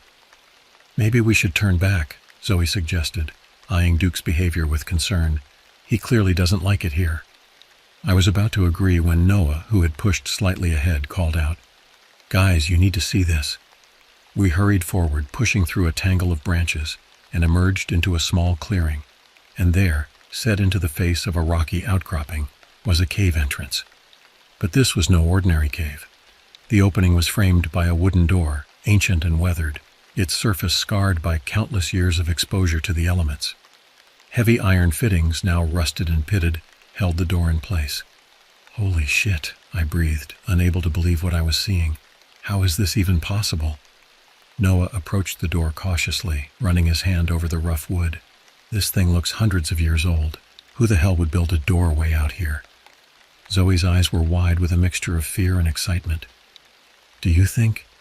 Could this have something to do with Margarito Esperanza? Maybe this is what he was looking for?" The thought sent a shiver down my spine. If this cave was indeed connected to the Spanish explorer whose grave we'd found, what other secrets might it hold? Duke whined again, more insistently this time, tugging at his leash as if trying to pull us away from the cave. But our curiosity was too strong to be denied. "Should we try to open it?" Noah asked, his hand already reaching for the rusted iron handle. "Wait," I said, grabbing his arm. "We don't know what's in there. It could be dangerous." Zoe nodded in agreement.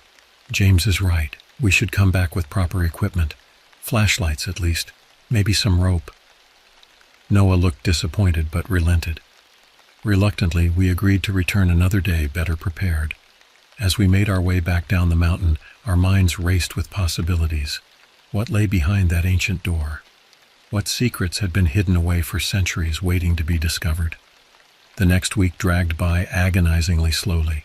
We gathered supplies, powerful flashlights, rope, first aid kits, and extra batteries.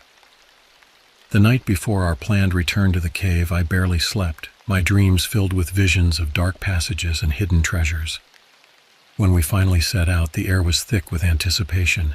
Even Duke seemed to sense the importance of our mission, trotting along beside us with an unusual solemnity. As we neared the cave, that now familiar sense of unease settled over us. The forest seemed to grow darker, the shadows deeper. More than once I caught movement out of the corner of my eye, only to turn and find nothing there. At last we reached the clearing. The ancient door stood before us, somehow even more imposing in the harsh light of day. Noah stepped forward, his hand trembling slightly as he grasped the iron handle. "Here goes nothing," he muttered and pulled. For a moment, nothing happened. Then, with a groan that seemed to echo through the very bones of the mountain, the door began to move. Decades, perhaps centuries of rust and decay fought against us, but slowly, inexorably, the door swung open. A blast of stale, musty air rushed out, carrying with it the scent of age and secrets long buried. We stood frozen, peering into the inky blackness beyond the threshold. "Well," I said, my voice sounding unnaturally loud in the silence, "we didn't come all this way to stand around staring." I clicked on my flashlight and stepped forward. The beam cut through the darkness, revealing rough stone walls that glistened with moisture. The floor was uneven, littered with small rocks and debris. Noah and Zoe followed close behind, their own lights joining mine to push back the shadows. Duke whined softly, but stayed by our side, his nails clicking against the stone floor. The passage twisted and turned, leading us deeper into the heart of the mountain. The air grew colder, and I could hear the faint drip of water echoing from somewhere ahead. "Look," Zoe whispered, pointing her light at the wall. There, barely visible beneath years of grime, were strange markings, symbols and pictographs unlike anything I'd ever seen before. "What do you think they mean?" Noah asked, running his fingers over the carvings. Before anyone could answer, a sound reached our ears, a low rhythmic thumping like a giant heartbeat pulsing through the rock around us. Duke growled, the hair on his back standing on end. The thumping grew louder, filling the narrow passage until I could feel it vibrating in my chest. "Maybe we should go back," Zoe said, her voice tight with fear. But even as she spoke, the passage behind us filled with a thick, roiling mist. It crept towards us, tendrils reaching out as if alive. "Run!" I shouted, and we plunged forward into the darkness. Our footsteps echoed off the stone walls as we ran, the mist nipping at our heels. The passage seemed endless, twisting and turning, leading us ever deeper into the mountain's embrace. Suddenly, the narrow corridor opened up into a vast chamber. Our flashlight beam seemed pitiful against the immense darkness, barely illuminating the space immediately around us. "What is this place?" Noah gasped, his voice filled with awe and terror in equal measure. As our eyes adjusted, details began to emerge from the gloom. The chamber was circular, its walls covered in the same strange symbols we'd seen in the passage. At its center stood a stone altar, and upon that altar— "Oh my God," Zoe whispered. There, bathed in a shaft of pale light that seemed to come from nowhere, lay a skeleton. It was clearly ancient, the bones yellowed with age, but somehow preserved in perfect articulation. Clutched in its bony hands was a book, its leather cover cracked and peeling. With trembling hands, I reached out and carefully lifted the book. As I did, a piece of parchment fluttered to the ground. Noah picked it up, his flashlight illuminating spidery handwriting. "I, Margarito Esperanza, have found what I sought for so long, but the price was more than I ever imagined. To those who follow, I beg you, turn back. Some secrets are not meant to be uncovered. The heart of the mountain beats with an ancient power, and it hungers. God forgive me for what I've awakened." A chill ran down my spine as I read the words over Noah's shoulder. The thumping sound, which had faded as we ran, suddenly returned full force. The very air seemed to vibrate with it. "We need to leave," I said, my voice barely audible over the pulsing rhythm. "Now." But as we turned to flee, we found our exit blocked. The mist had caught up to us, swirling and churning at the chamber's entrance. And in that mist, shapes began to form, humanoid figures, reaching out with ghostly hands. Duke barked furiously, placing himself between us and the apparitions. But his brave display did little to stop their advance. "There!" Zoe shouted, pointing to a narrow opening on the far side of the chamber. "Another passage!" We ran, Duke at our heels, the mist and its ghostly occupants giving chase.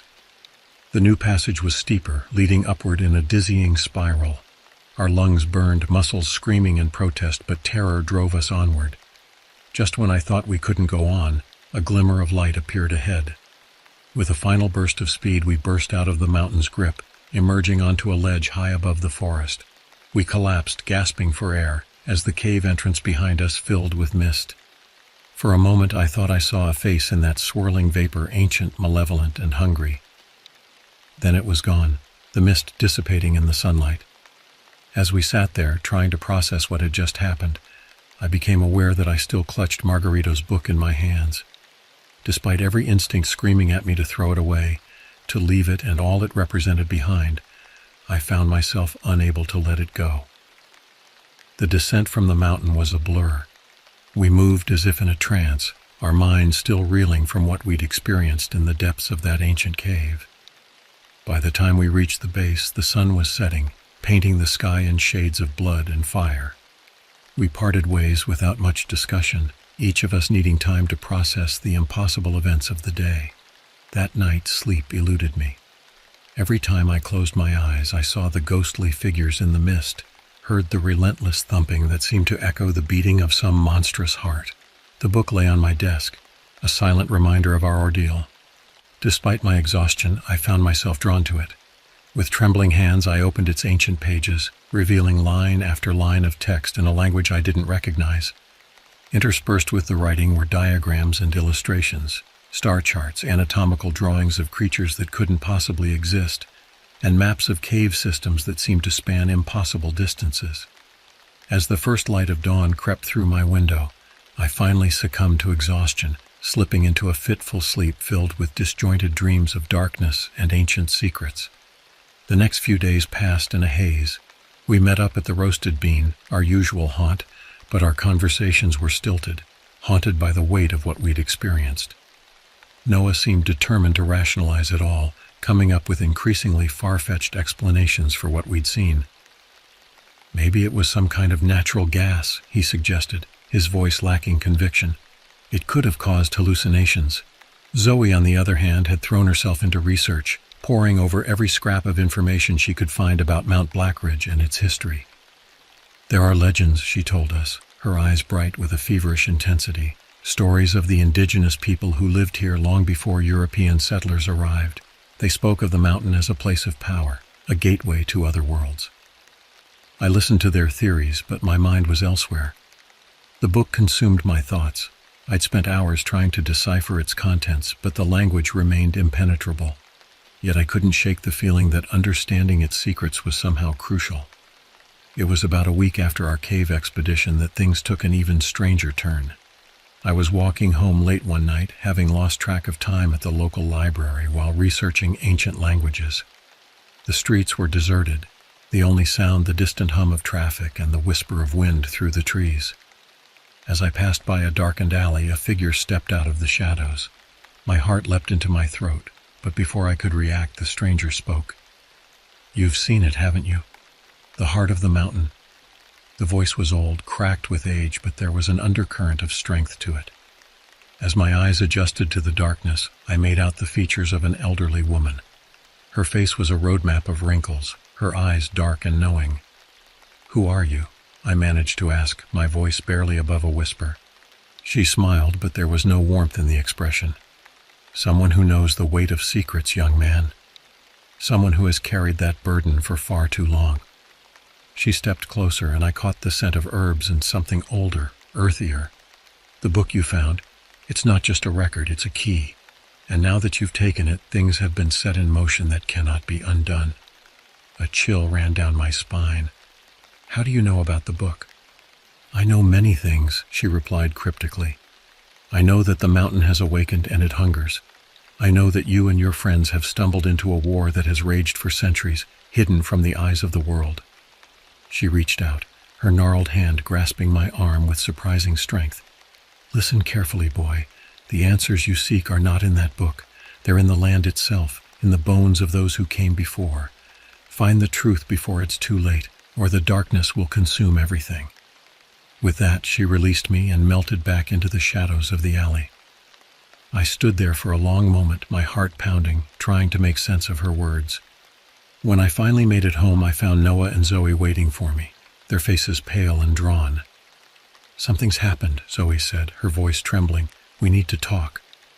As I sat down with Noah and Zoe, the weight of their unspoken words hung heavy in the air.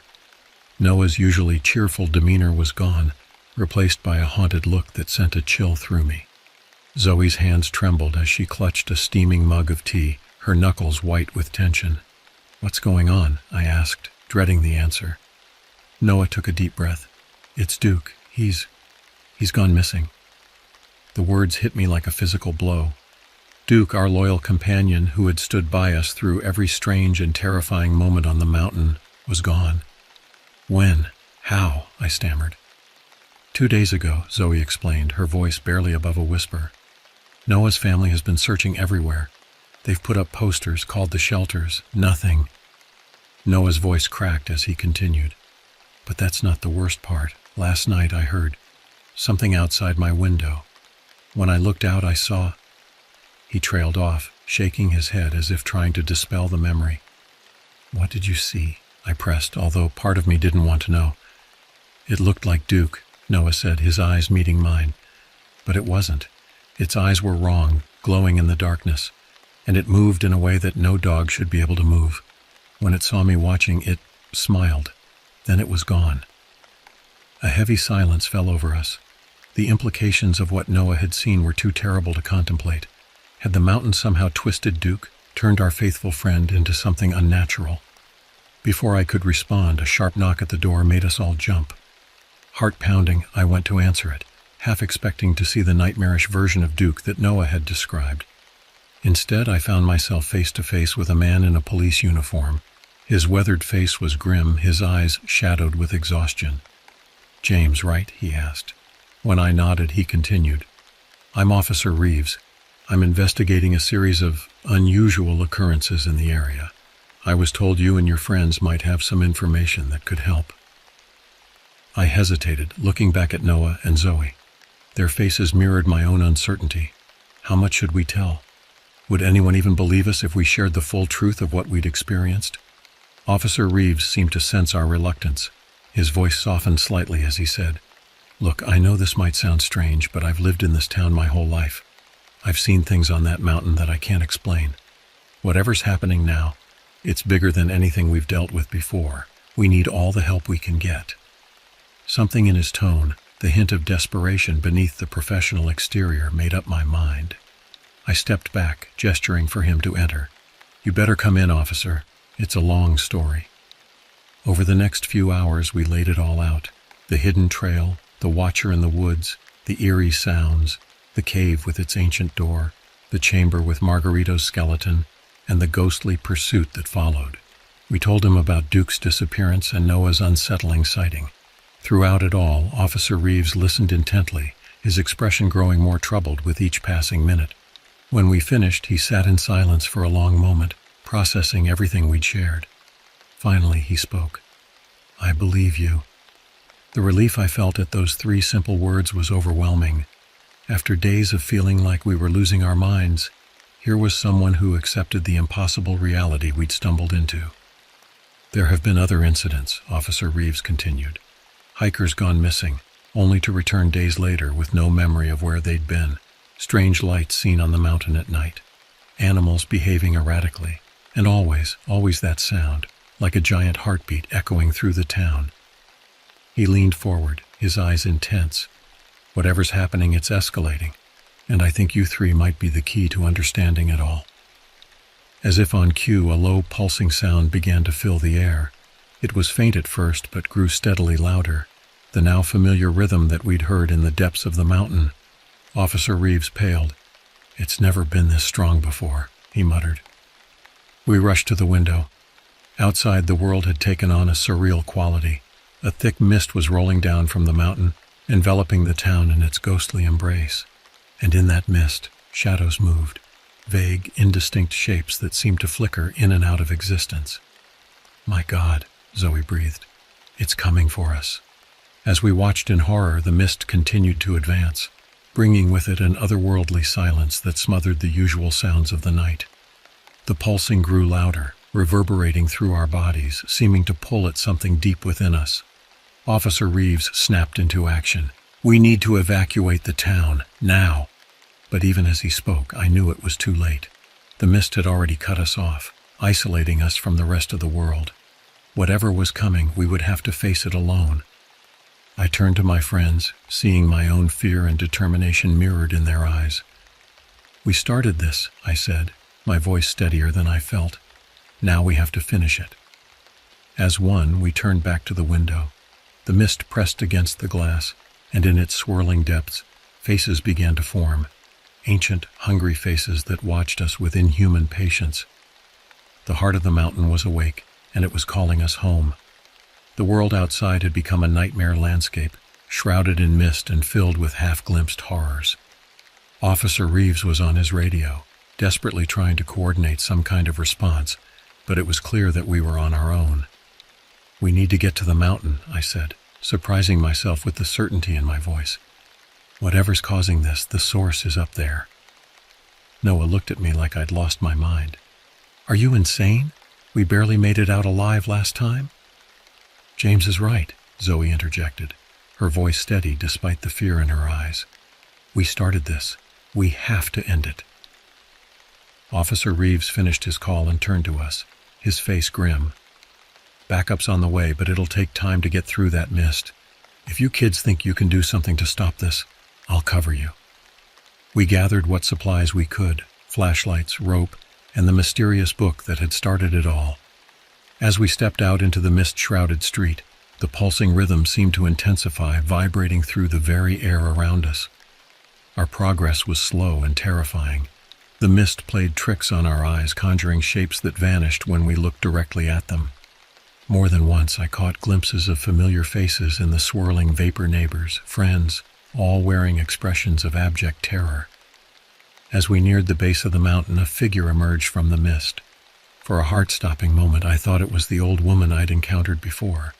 But as it drew closer, I realized with a jolt of horror that it was Duke, or what Duke had become. The St. Bernard's normally gentle eyes now glowed with an eerie, otherworldly light.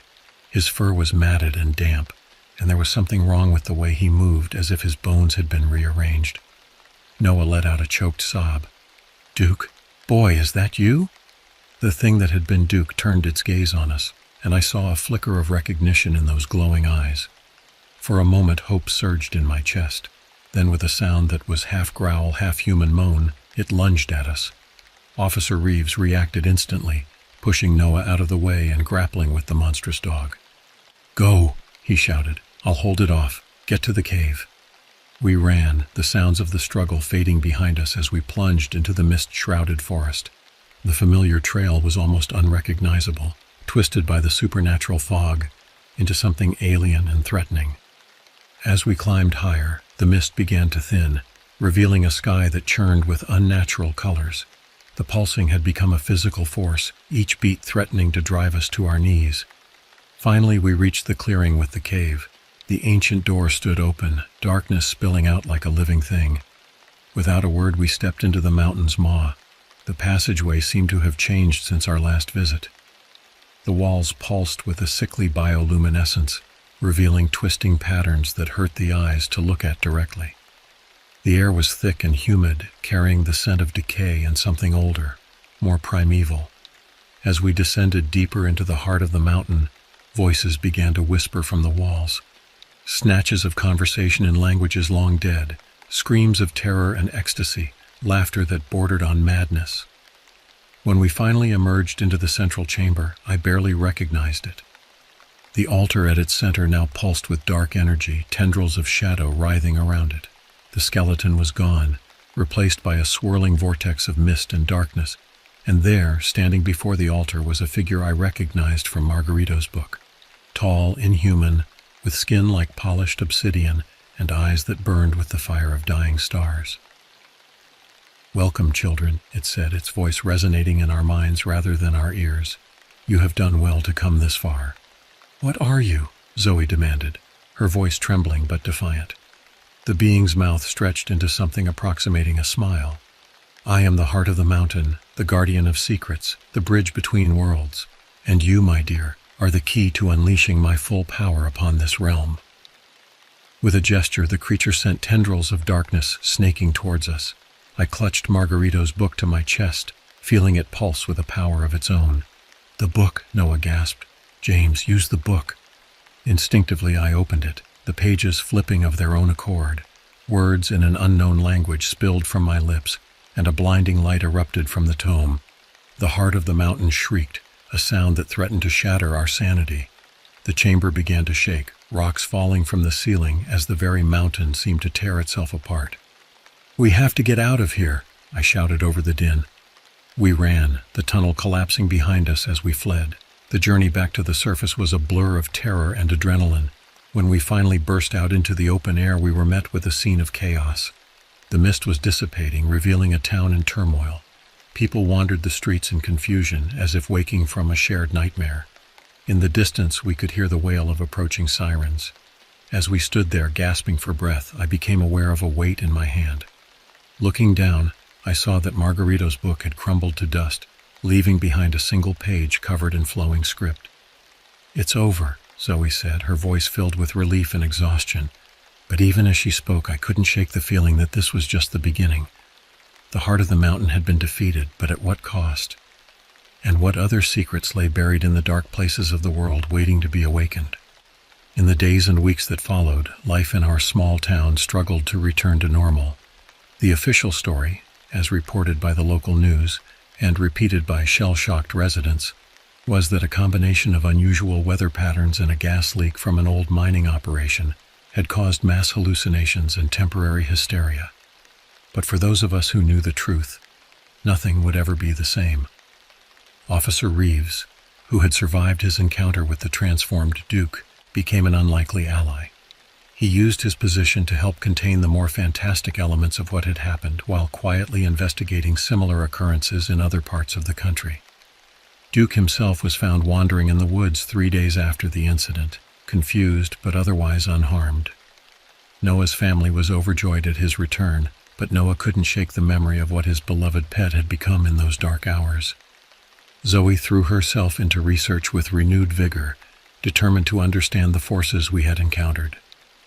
She began corresponding with scholars and occultists around the world, piecing together a bigger picture that was both fascinating and terrifying. As for me, I found myself haunted by dreams of the heart of the mountain. In the quiet hours of the night, I could still hear its whispers, feel the pull of its otherworldly power. The single remaining page from Margarito's book became my most prized possession, a reminder of what we had faced and a warning of what might still be out there. Our experiences had forged an unbreakable bond between us. We met often, sometimes to discuss our ongoing investigations, but more often just to reassure ourselves that we weren't alone in carrying the weight of what we knew. One crisp autumn evening, almost a year to the day after our first fateful hike up Mount Blackridge, we gathered at our usual spot in the Roasted Bean. As we sipped our coffee and chatted about mundane things, I found my gaze drawn to the mountain looming in the distance. "Do you ever think about going back up there?" I asked, breaking a comfortable silence. Noah and Zoe followed my gaze, their expressions a mix of fear and longing. "Sometimes," Zoe admitted. "There's still so much we don't understand." Noah shook his head.